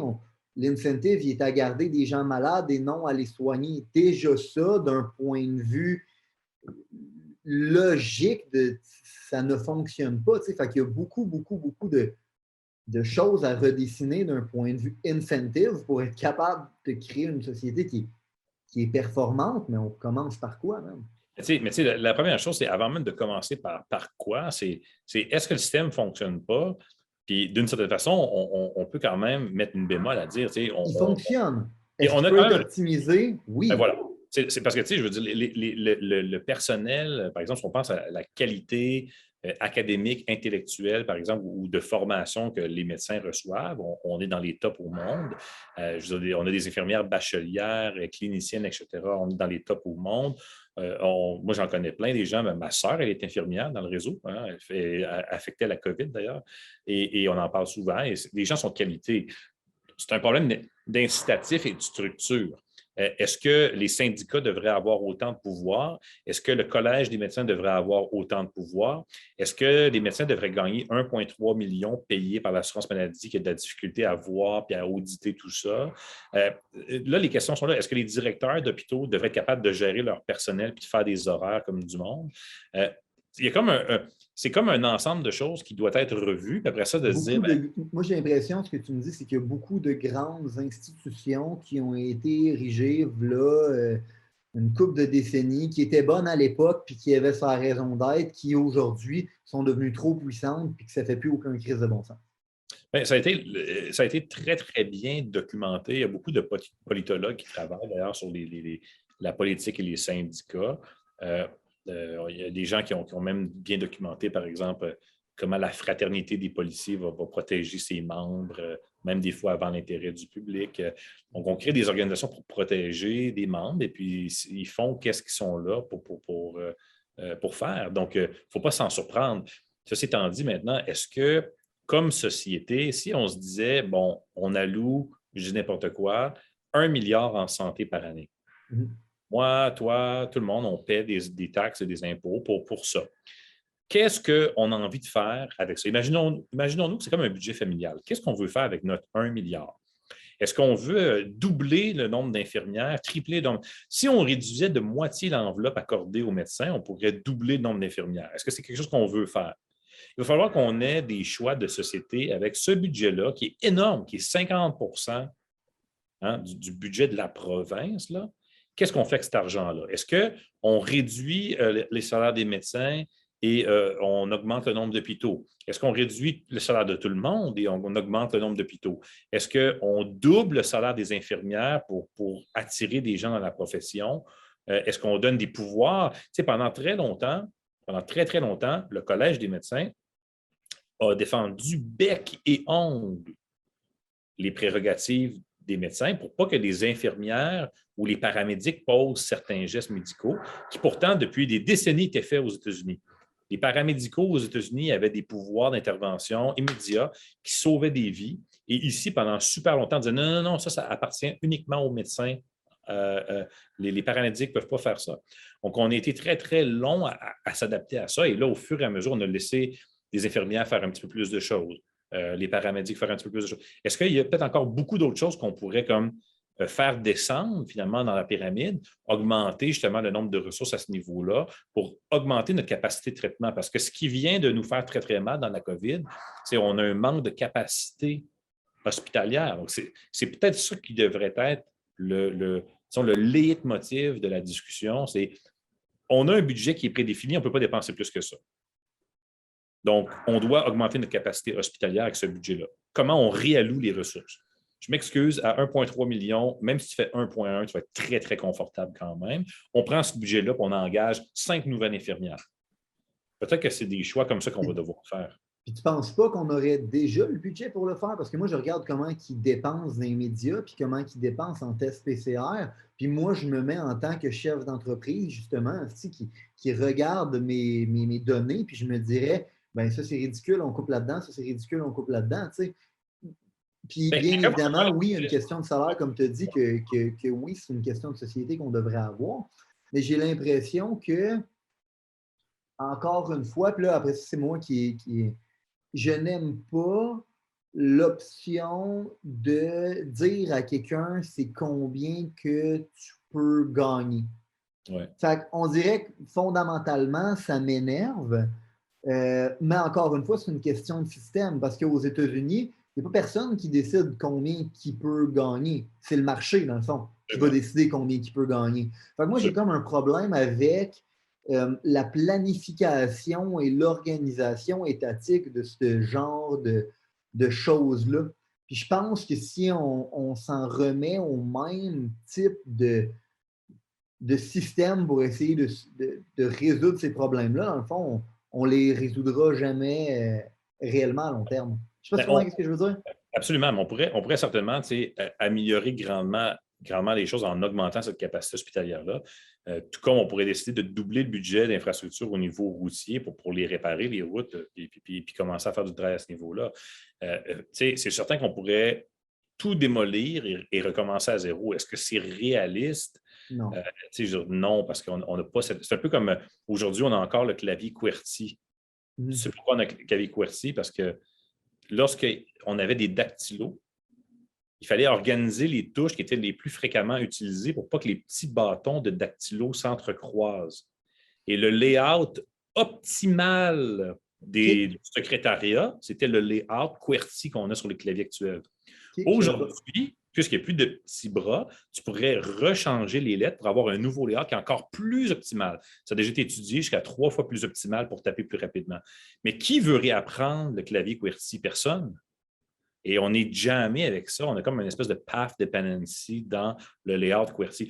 Recommencer le système de santé, je veux dire, c'est tellement gigantesque. Mais tu ne penses pas qu'il y aurait une façon de décentraliser tout ça? Faut que tu y ailles petit peu par petit peu. Donc, il faut que tu ailles cold cut, des petites tranches. C'est sur des générations et des générations. Hein. Sur des générations.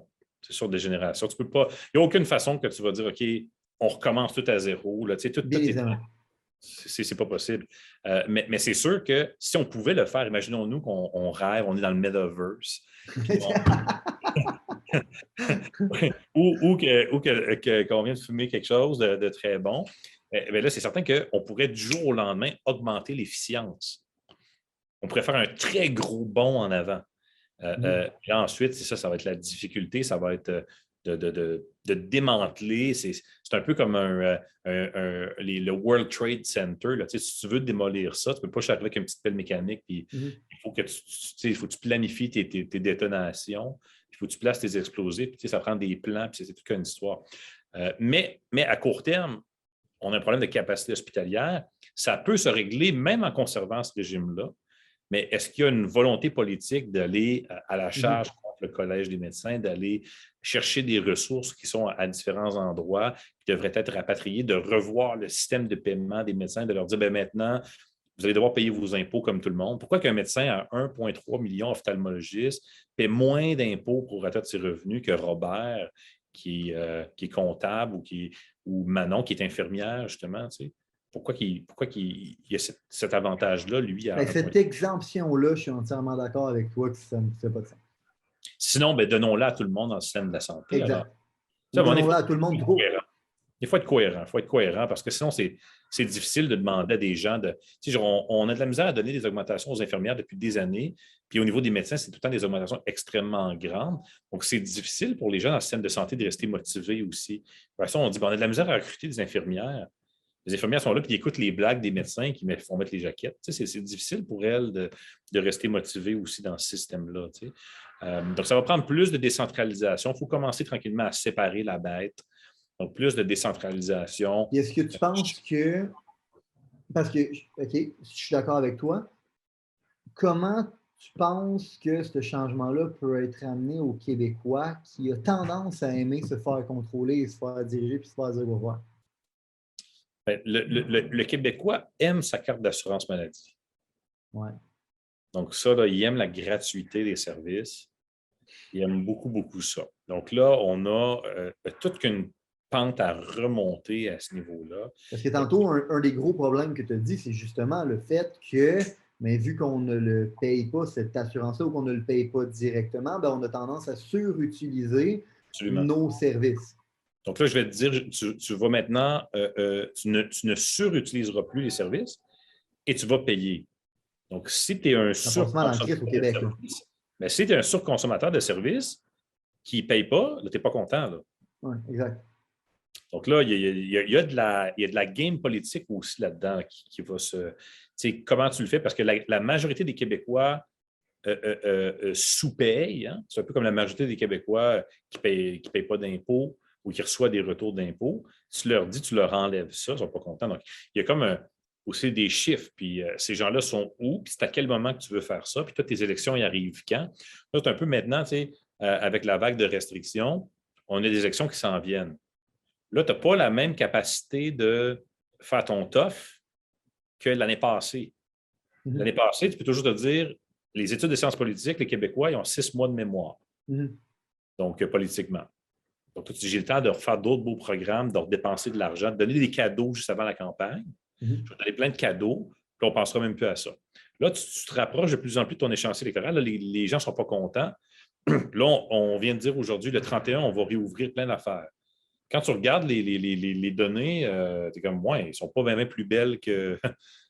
Pourquoi que là, les troqueurs s'en viennent, ça commence à chauffer un peu. Là. Mm-hmm. Donc, toute cette soupe-là politique, elle va jouer dans la décision. Puis, est-ce qu'on est capable d'avoir. Tu sais, tu as juste à regarder, là, je sais que tu l'as déjà vu dans le passé, à quel point, ne serait-ce que pour l'augmentation des salaires des médecins, ça peut là, faire toute qu'une histoire dans les médias pendant 6 mois de temps. Puis là, il y a des menaces il n'y aura plus de services. Puis là, les médecins vont s'en aller en Ontario, vont quitter le Québec. Puis là, il y a des gens qui leurs médecins vont quitter, ils vont être abandonnés, ils n'auront plus de médecins de famille. Puis un paquet d'histoires comme ça sont capables de manipuler l'opinion publique de façon très, très effective. Et généralement, lorsqu'ils partent leur campagne, puis tu vois les campagnes, moi, tu écoutes la télévision, là, puis ça dit votre médecin est votre meilleur allié dans votre santé, dans votre vie. Il aime vous écouter et pense à vous, même en dehors de son bureau. Ça fait Collège des médecins du Québec pour vous. Tu sais, ils ont des publicités qui roulent et sont capables de travailler les gens. Et généralement, le gouvernement va Kevin et va donner l'augmentation. Donc, ça va être difficile. Je te dis, quelqu'un qui veut faire de grandes réformes, ça va être très, très difficile. Ça va prendre. D'une certaine façon. Je pense que ça prend de l'éducation. Je pense que un des gros problèmes qu'on a, c'est que le monde ne sont pas éduqués sur le coût de nos décisions puis le coût de notre système, le coût réel. Tu sais, le Québécois moyen pense que c'est gratuit, nos frais de santé, mais dans le fond, il ne calcule pas réellement qu'est-ce que ça lui coûte d'un point de vue économique en termes de taxes, impôts, etc., mais ce que ça lui coûte aussi en termes d'efficacité, en termes de temps. Tu sais, quand tu t'en vas à l'hôpital ici par rapport à quand tu vas à l'hôpital au Québec, tu n'as pas le même traitement, ça ne se produit pas en même rapidité, puis ça, avec, ça a un coût dans ta productivité à toi, dans ton temps à toi. C'est énorme. Énorme, énorme.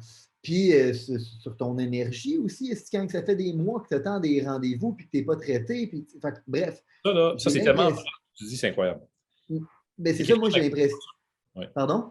Il y a quelque chose d'incroyable dans ce que tu dis, puis je le garde en bracket, là, je veux dire de quoi par rapport à ça, mais c'est tellement incroyable, ça. Là. Non, mais ça, c'est que j'ai l'impression que les gens ne sont pas capables de calculer ce genre de choses. C'est pour ça que je trouve ça intéressant de. Personne, pas juste les gens, c'est tout le monde, même le gouvernement. Puis ça, c'est vrai, même pense à la voiture, parce que je prends cet exemple, je reviens à la santé. Là. La voiture, c'est un exemple extrêmement clair. Tu roules au Québec, là, les routes sont des calices. OK? Tu pètes ton char, tu pètes ton mag, tu pètes ta suspension. Ou tu ne pètes pas, mais tu donnes une usure prématurée à ton véhicule. Combien d'argent tu as perdu à cause de ça? On ne le sait pas. Personne ne le Les sait. mags, j'en ai explosé sur ma Mercedes en passant au Québec. Explosé. Essaie de récupérer cet argent-là, c'est extrêmement difficile. Okay? Alors que, pourquoi? Parce que nous, ici, le ministère des Transports, c'est un ministère, et la jurisprudence dans notre pays, okay? The Crown can't do wrong. Okay? La reine n'a jamais tort. Okay? Okay. Il ne faut jamais comme tenir responsable la reine pour des choses qui ne vont pas bien. Okay? Ça, c'est comme une espèce de jurisprudence. Je ne savais pas ça. Ouais. Alors qu'aux États-Unis, les agences de transport, tu peux les poursuivre à côté. Si là-bas, là, il y a un nid de poule là, qui est là depuis genre 3 semaines, puis que les gens appellent pour le signaler, puis qu'il ne se passe rien, il y a un motocycliste qui passe dedans, puis il se tue, ça va coûter cher en tabarouette, puis ils vont être responsables, puis probablement même pénalement ou criminellement responsables. Ici, il n'y a jamais personne qui va aller en prison parce qu'il y a un nid de poule qui est resté béant pendant des mois, puis que tu as appelé, puis ça a été signalé, puis ça a été documenté, puis qu'il n'y a personne qui va le réparer. Personne ne va être tenu responsable ici.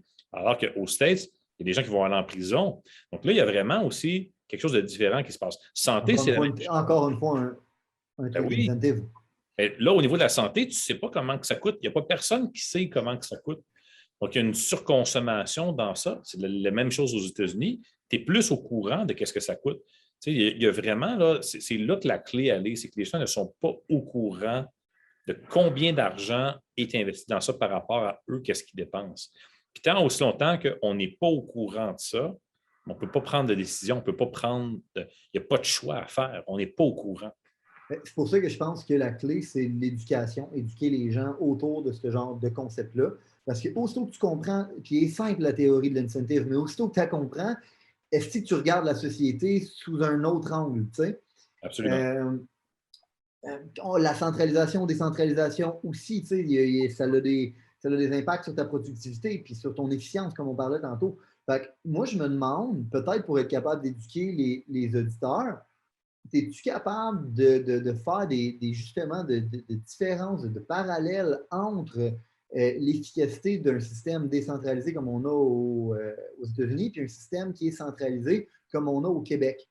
Pour être capable de justement éduquer les gens sur le coût réel que ça leur coûte d'avoir un système qui est centralisé, malgré qu'ils pensent qu'il est gratuit, pour que peut-être que les prochaines générations décident de voter de façon différente et de faire des actions différentes. Je suis d'accord avec toi, OK? C'est sûr et certain qu'un changement, ce n'était pas du jour au lendemain. Puis même dans une business, là, incorporer une nouvelle affaire, il faut que tu la prépares et que tu l'intègres, ça prend des mois. Fait une affaire gros de même, c'est un truc de génération. Je pense qu'on doit commencer à faire des pas dans cette direction-là parce qu'on s'en rend bien compte en tant que société que, ben Chris, il y en a des systèmes qui sont plus productifs. Plus tu es proche de l'incitatif, plus ton comportement va être ajusté. Prends un exemple vraiment simple. Est-ce que tu aimes les motocyclettes? Je trouve ça vraiment beau, mais j'en ai pas. Tu n'en as pas? Tu aimes les voitures sport? Tu aimes les voitures de luxe? Oui, bon. J'aime les jouets. Disons que tu as une belle voiture. Okay? Imaginons quoi? Je veux dire que tu as une Porsche, par exemple. Okay? Tu as une Porsche, tu viens de l'acheter, tu es content, tu es encore en lune de miel, tu l'astiques peut-être le soir avec des petits produits, tout ça, tu es brillé, tu mets peut-être du Armor All sur tes pneus, tu aimes ta voiture, elle est neuve, tu es content. Est-ce que quand tu vas la conduire, tu vas la stationner, tu vas avoir les mêmes précautions que si tu prends cette même voiture-là et tu t'apprêtes à un de tes chums ou que tu la loues sur Turo? La personne sur Turo, elle n'aura jamais le même incitatif que moi de la. Non, est-ce qu'elle va aller se parker à l'autre bout du parking pour être sûr que personne ouvre sa porte dessus? Elle va se parker proche du supermarché avec un risque qu'une porte s'ouvre dessus. Tu sais? Les incitatifs sont complètement différents. Donc, plus tu décentralises, plus tu ramènes l'incitatif à l'individu, plus l'individu va faire attention. Plus tu es centralisé, plus l'incitatif. En décentralisant, tu rapproches l'incitatif des gens. Absolument. Je n'avais jamais compris celle-là. Je ne l'avais jamais compris, mais ça fait oui, parce que tu es vraiment proche, dans le fond, de l'impact de ce que tu fais. Si tu as une grosse structure épaisse, verticale, tu sais, le senior manager en haut de cette structure-là, lui, là, avant qu'il sente la chaleur, là, il y a comme tout un gros gap. Puis là, il y a plein de niveaux entre ça qui ont tous des incitatifs différents, puis ils veulent pas mal paraître, qui ne ramènent pas l'information. Puis il y a toutes sortes Alors que quand tu es décentralisé, tu es vraiment, vraiment proche, dans le fond, de ton client ou de ton Ouais. bénéficiaire, ou tu lui parles, tu comprends, tu sais qu'est-ce qui se passe. Donc, tu as vraiment une capacité de t'adapter qui est beaucoup plus grande, puis tu es plus nimble aussi parce que la décision, elle se prend de façon plus locale versus des décisions qui se prennent comme à un niveau plus élevé. Tu sais, Ben puis, moi, c'est là. Moi, ça, c'est ce qui m'avait toujours intéressé de la décentralisation. C'est qu'à un moment donné, j'ai compris que si tu deviens une trop grosse entité, ça devient difficile en crise de faire des mouvements puis de pivoter. Tandis que si ta grosse entité est séparée en plein de mini entités qui ont leur propre autonomie, leur propre contrôle, sont beaucoup plus proches du problème, sont beaucoup plus proches des situations, sont capables d'être beaucoup plus réactifs que moi, je serais capable de l'être en haut. Fait que ça, c'était vraiment quelque chose qui m'avait frappé, mais je n'avais jamais compris le truc de l'incitatif. Une chose que je trouve qui est intéressante que tu parles, parce qu'on en a parlé tantôt, c'est qu'il y a quand même un paradoxe par rapport à ça, par rapport à la décentralisation. Du sens où on a tendance à penser qu'en centralisant, tu vas mutualiser les trucs qui vont te permettre d'être plus efficace, vu que tu n'auras pas de dédoublement, admettons, de chaises ou de personnes ou de rôles. Tandis que quand tu as plein de petites sociétés ou plein de petits trucs indépendants, mais souvent, ben, le contrôle est redonné à ces entités-là, qui fait que tu vas probablement avoir des dédoublements. Tu sais. Puis pour moi, ça avait été un paradoxe de comprendre qu'avoir ces dédoublements-là, des fois, c'est plus. Ça se retrouve à être plus efficace puis plus productif, justement, à cause qu'ils ont un contrôle plus rapide et plus rapproché. Mais il y a quand même un paradoxe là-dedans. Parce que sur certaines choses, ça reste que la centralisation va te permettre quand même d'être plus efficace. Tu m'en as parlé tantôt. Les ouais. choses. Mais il y a des Est-ce que choses tu peux technologiques. élaborer là-dessus? Il y a des choses technologiques où ça va faire beaucoup de sens. Puis il y a des succès publics. Là. Hydro-Québec est un très, très beau succès dans le sens où ça ne ferait pas de sens d'avoir plein de différents barrages. Puis ça ne ferait pas non plus de sens d'avoir différentes sortes de prises de courant comme qu'on avait avant la nationalisation. Tu es en Gaspésie, tu essaies de connecter ton affaire, ça ne marche pas parce que c'est une autre prise qu'à Montréal, puis dans Laurentides, puis à Gatineau. Là, on a standardisé ça, donc ça fait beaucoup de sens à ce niveau-là. Le prix de l'électricité est capable d'être bas en raison de ça. Puis Parce qu'ils ont un plus gros volume. C'est ça. Donc, il y a des avantages qui sont là, qui fonctionnent bien, mais en même temps, on vend de l'électricité. Là. Donc, l'électricité, elle se rend ou elle ne se rend pas, puis je dirais standardisé. Ce n'est pas comme un soin de santé ou un client, par exemple, d'une entreprise de consultation où la qualité peut varier, ou, par exemple, si tu as une chaîne de marché d'alimentation et que tu es trop centralisé, peut-être que tu ne seras pas aware que dans la région de Buffalo, si tu n'as pas d'aile de poulet Buffalo dans ton épicerie, tu perds beaucoup de ventes. Et il y a comme des choses comme ça où tu as besoin de décentraliser pour avoir les. C'est quoi la règle? Ce serait quoi la règle de qu'est-ce qui est bon à être centralisé et qu'est-ce qui n'est pas bon à décentraliser?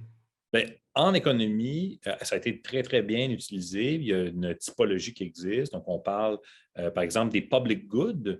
Ça, c'est des choses que tu ne peux pas vraiment privatiser. Donc, tu ne peux pas les décentraliser. Comme? Bien, par exemple, justement, pendant très, très longtemps, on parlait des airwaves, donc mettons, les stations de radio courtes et longues portées, les stations AM, FM, etc. Donc, tu vas avoir un seul standard. Tu veux réguler les ondes pour t'assurer, par exemple, que les ondes ne soient pas crowdées pour les services d'urgence, policiers, pompiers, ces affaires-là, c'est standardisé, etc. Par exemple, pour les télécommunications, on ne peut pas non plus comme avoir 25 compagnies qui passent de la fibre optique, c'est même poteau. Là. À un moment donné, il faut réguler ça, standardiser ça. Donc, il y a des choses comme ça, des public goods, par exemple. Tu peux avoir, par exemple, une station d'épuration dans un lac. Là, on ne va pas avoir plein de compagnies différentes. Fait que dans le fond, quand tu dis public good, juste pour essayer de le traduire, c'est de quoi qui est bon égal à tout le monde. Exactement. Puis là, il y a comme une efficience à... il n'y a pas de nuance dans la livraison de ce que je m'apprête à te donner. Comme tu disais tantôt, de l'électricité, c'est de l'électricité. Fait que dans le fond, je n'ai pas besoin d'avoir une électricité qui est personnalisée pour ta maison. Absolument. Et ça ne serait pas efficient d'avoir plein de sortes de compagnies te promettent une électricité qui est peut-être plus spéciale qu'un autre, pour avoir un paquet de fils qui se mettent à se promener partout, pour espérer que tu te branches, puis tu te débranches, tu essaies de te débrancher, puis tout ça. Donc, je pense que ça, c'est vraiment un enjeu. Donc, il y a des choses comme ça où ça peut être correct d'avoir une certaine centralisation. Il y a des choses où une décentralisation va être vraiment plus efficace. Et là, ce qu'on peut regarder, c'est lorsqu'on regarde un soin de santé comme la Floride, qui est très, très décentralisé dans sa livraison, versus le Québec qui est très, très centralisé. Puis c'est dans le texte que je publie aujourd'hui. On a des coûts administratifs plus élevés dans le système décentralisé, mais on a plus de capacité et de réponse à la demande de capacité dans le système décentralisé que dans le système centralisé. Donc, ça a permis, dans le fond, très rapidement pendant la COVID, d'augmenter la capacité hospitalière à différentes régions en Floride et d'être capable de répondre plus facilement à ça et de faire en sorte que ça ne devienne pas un enjeu aussi d'une magnitude aussi importante qu'au Québec, puisqu'il a fait en sorte que c'était beaucoup liberticide qu'au Québec. Et même au niveau des tests, on l'a vu, là, il y avait des petites roulottes là, partout en Floride. Ouais. Tu vas chez Walmart, tu vas chez CVS, tu vas chez Walgreens, il y a des petites roulottes dehors. Là. Tu arrêtes là, drive-thru, c'est facile, ça prend 2 minutes, tu fais ton petit test, tu le fais même toi-même, ton petit test, puis tu es reparti. À un moment où, ici, c'était encore centralisé, la gestion des tests, il fallait que tu trouves un CHSLD, que tu ailles sur un portail à 35 millions de dollars en ligne qui venait de créer, pour prendre un rendez-vous, pour pouvoir te rendre dans 1 semaine ou dans 4 jours dans un CLSC pour faire le test. Ou dans des cliniques de dépistage et tout ça. Donc, nous, ça a été vraiment long avant qu'on s'organise, alors qu'eux ont déployé des petites remorques partout très rapidement. Puis c'est toutes des petites compagnies curatives, puis Test Plus, puis qui se sont mis à faire des tests. Et ça a été vraiment, vraiment rapide. Fait qu'aussitôt qu'on parle d'un service, dans le fond, c'est mieux d'être décentralisé. Mais je dirais un service où la qualité du service perçue par le client peut être monétisable. Donc, si toi, par exemple, tu vas à la clinique de santé Amour Plus, tu reçois un service qui est visiblement meilleur, un peu comme si tu vas chez un barbier, toi, tu aimes faire ta barbe, il fait vraiment bien la barbe, il met la serviette chaude que l'autre ne fait pas, il passe l'espèce de brosse qui masse le cuir chevelu que l'autre ne fait pas. Les deux te chargent le même prix. Où tu vas retourner, tu vas aller voir lui qui te met la serviette chaude, qui masse le cuir chevelu, qui gratte la barbe, met un produit puis il est gentil. Donc, il y a plusieurs services que tu reçois. Et la santé, ça peut être agréable, la santé.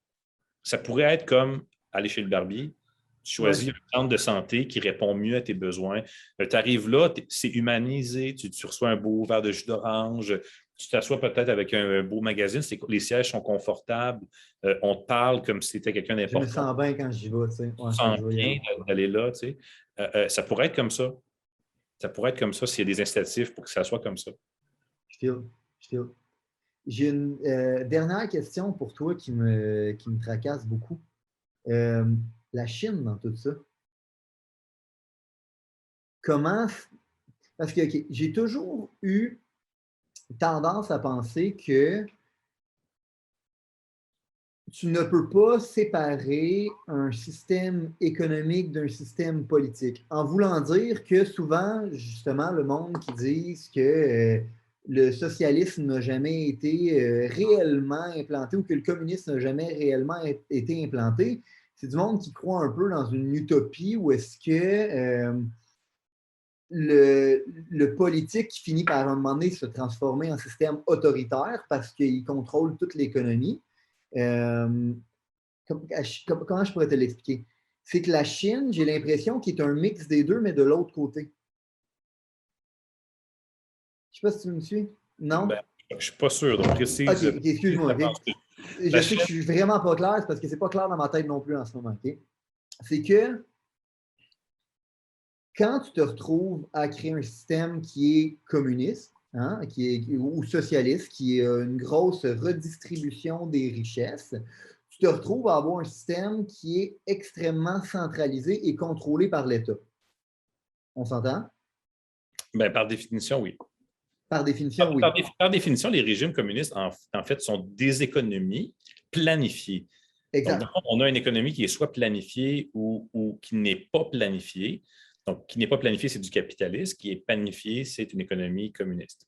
Puis quand tu te retrouves avec une économie qui est planifiée, souvent, tu vas te retrouver avec un système dictatorial. On s'entend? Mais c'est C'est dans une les, pente glissante.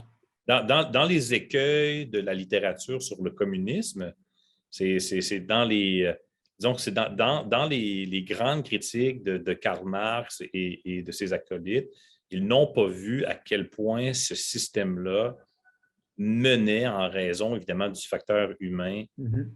à la concentration du pouvoir et malheureusement à l'émergence de ce qu'il y a de pire chez les humains lorsque le pouvoir est concentré entre leurs mains. Exact.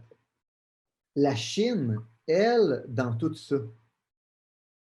j'ai l'impression que, parce que c'est un mix entre du communisme et du capitalisme, parce qu'ils ne sont pas communistes en vrai. Ils sont purement capitalistes, mais sont capitalistes Mais moi, autoritaire, dictatorial, planifié par l'État. On dirait que j'ai de la misère à comprendre, il se situe où dans tout ça? ben, c'est sûr que ce n'est pas évident parce que il y a énormément d'opacité sur le régime. Ils ont encore toute la formalité du système communiste, donc avec le Parti communiste, Ouais, les rencontres, etc., ouais. auxquelles on est habitué dans ces régimes-là où tout le monde est habillé pareil et que tout le monde applaudit en même temps. Donc, tu sais, un peu comme on voit en Corée du Nord, là, où il y a comme Mhm, 500 militaires en tenue qui mhm, sont tous dans un auditorium. Là. mhm. Donc ça, encore tout l'aspect formalité. Ils ont encore beaucoup sur le discours, mais au niveau de l'économie, c'est complètement déconcentré.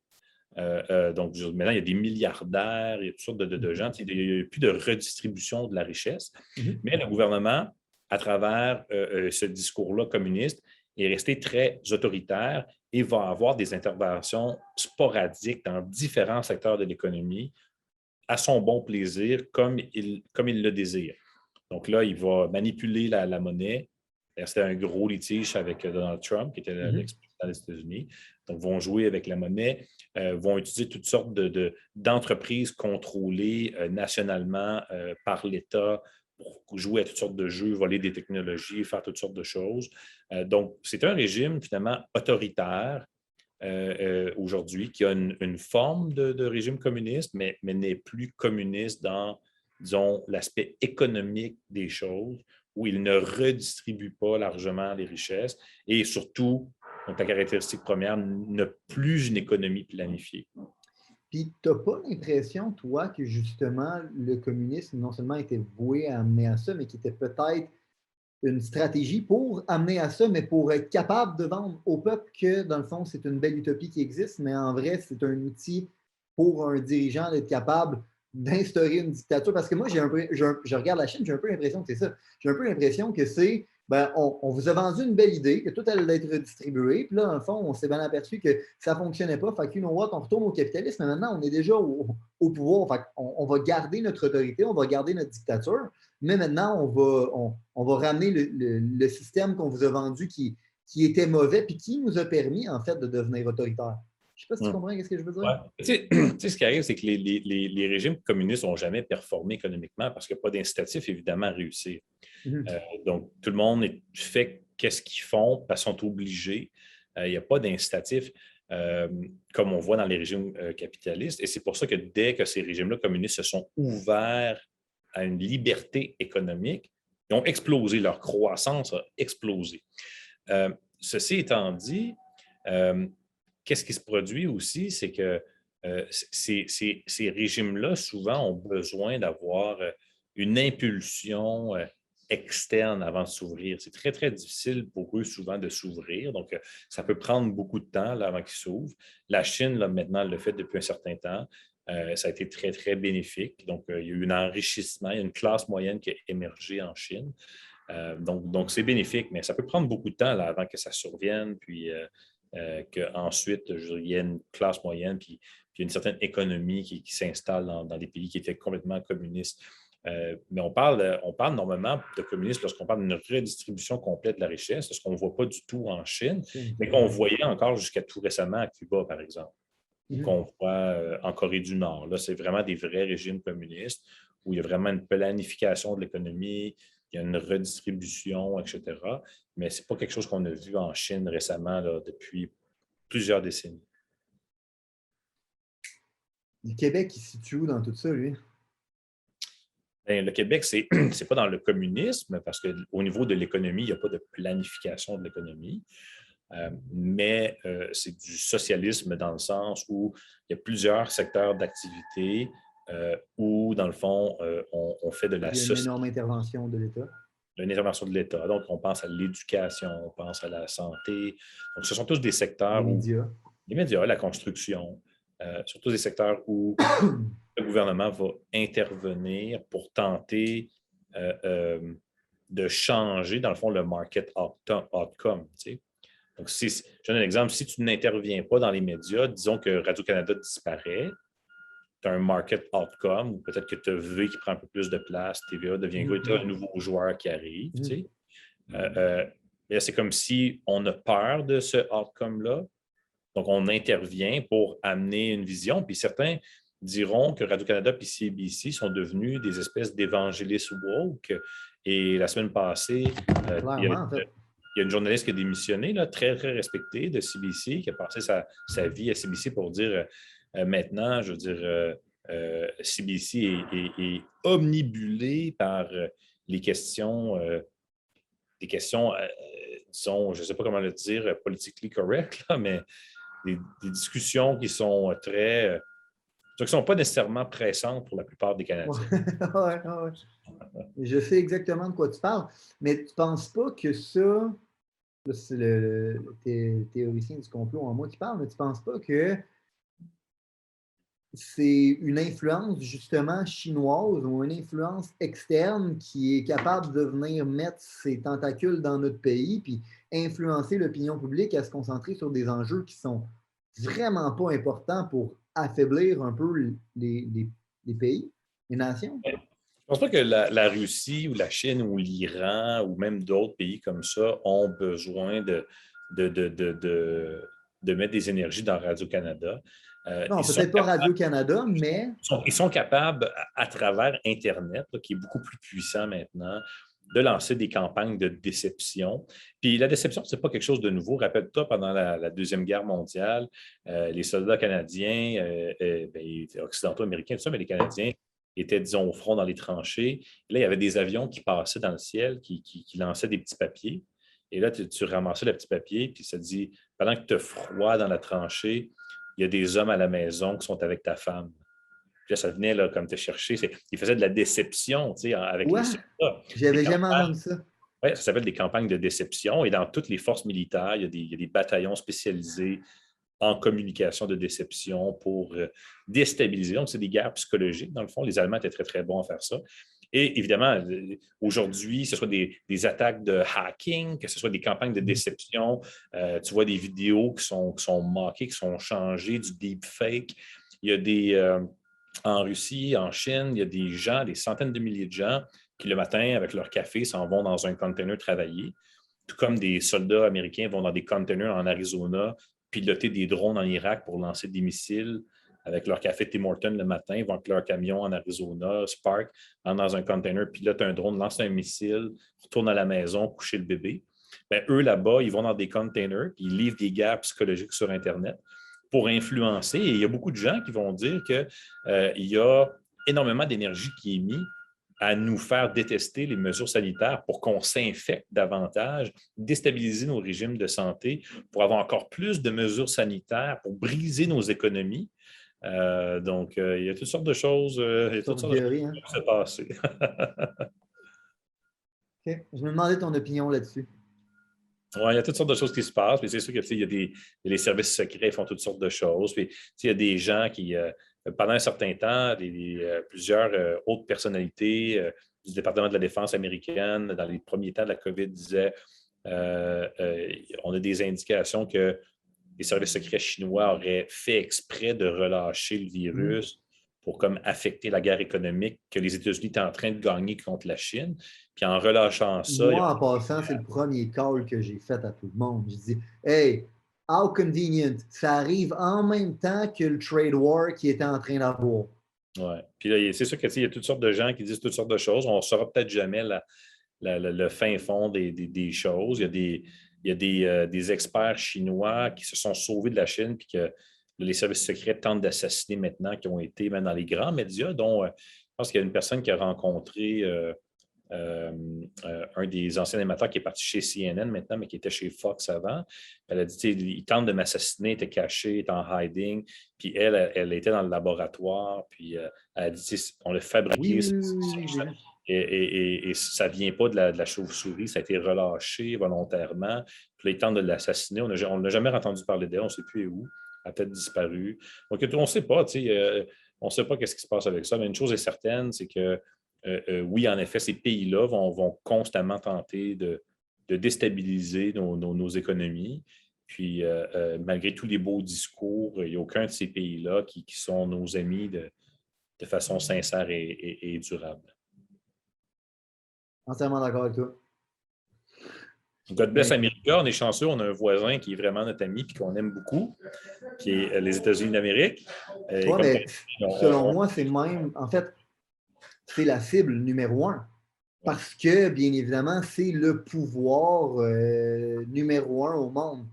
Oui. Dans n'importe quelle compétition qui existe, puis une compétition qui existe entre les pays, tu peux être le numéro 1, puis le monde va... moi, ça me fait énormément peur en passant parce que je suis conscient que le leader mondial va avoir une grande influence sur dans quel genre de monde on vit. Oui. Puis, en ce moment, bien évidemment, il y a une guerre entre la Chine et les États-Unis. Puis, les États-Unis, ben, moi, j'avais l'impression qu'ils étaient en train de remonter la pente avec Trump, puis qu'ils étaient en train justement d'agrandir leur gap avec les États-Unis, avec la Chine, puis de les ralentir un peu. Mais là, avec tout ce qui s'est passé avec le coronavirus, avec Trump qui est plus là, avec Biden, que j'ai l'impression que c'est une marionnette de la Chine, mais je regarde tout ça, puis je vois la Chine être en train de grimper tranquillement, puis ça me fait peur. Parce que je me dis, si c'est la Chine qui devient la puissance numéro 1 mondiale, j'ai pas hâte que ce pays-là ait une influence sur tous les autres pays. Mais la question n'est pas si, la question est quand. Est-ce que toi, tu es persuadé que ça va arriver? Tu ne penses pas que les États-Unis peuvent encore se réinventer, se renouveler, puis être capables de se redistancer de la Chine? Mais à la fin de la journée, tout ça va se régler lors d'un conflit militaire mondial. Tu penses?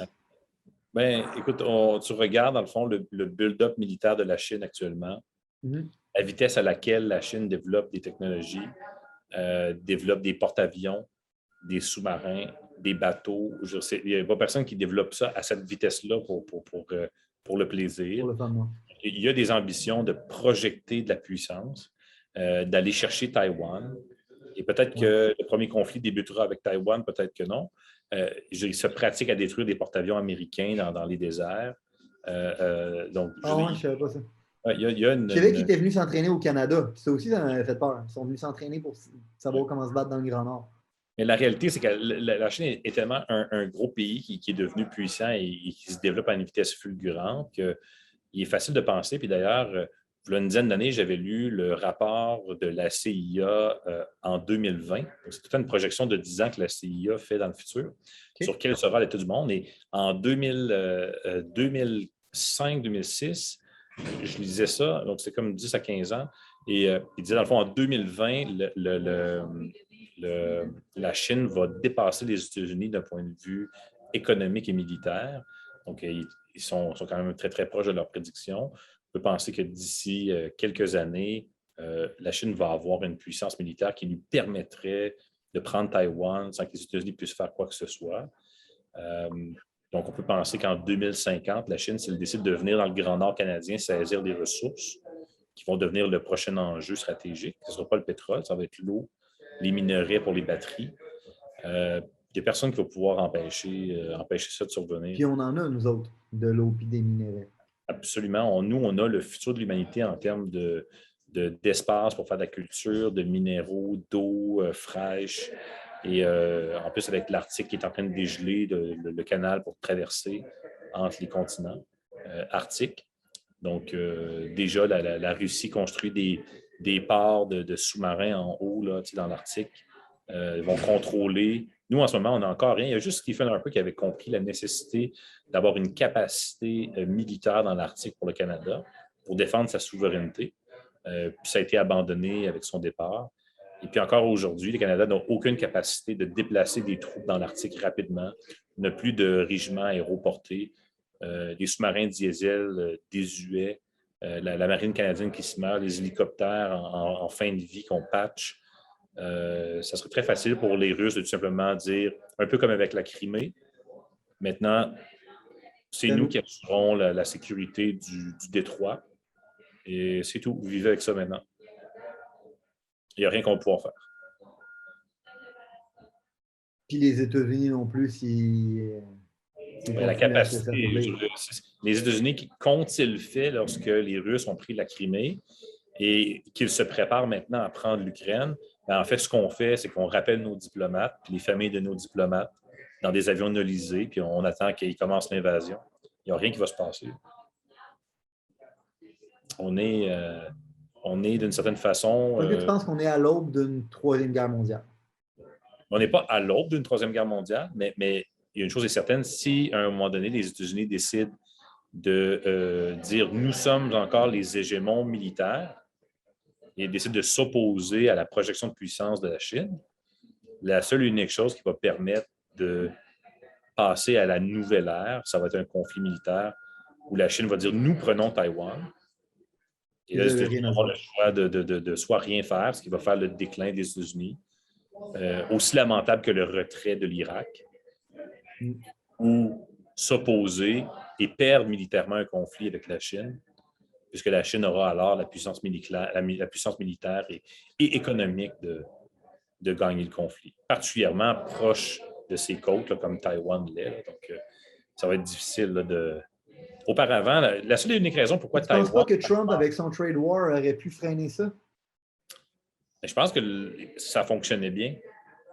Puis, admettons, on aurait continué cette stratégie-là.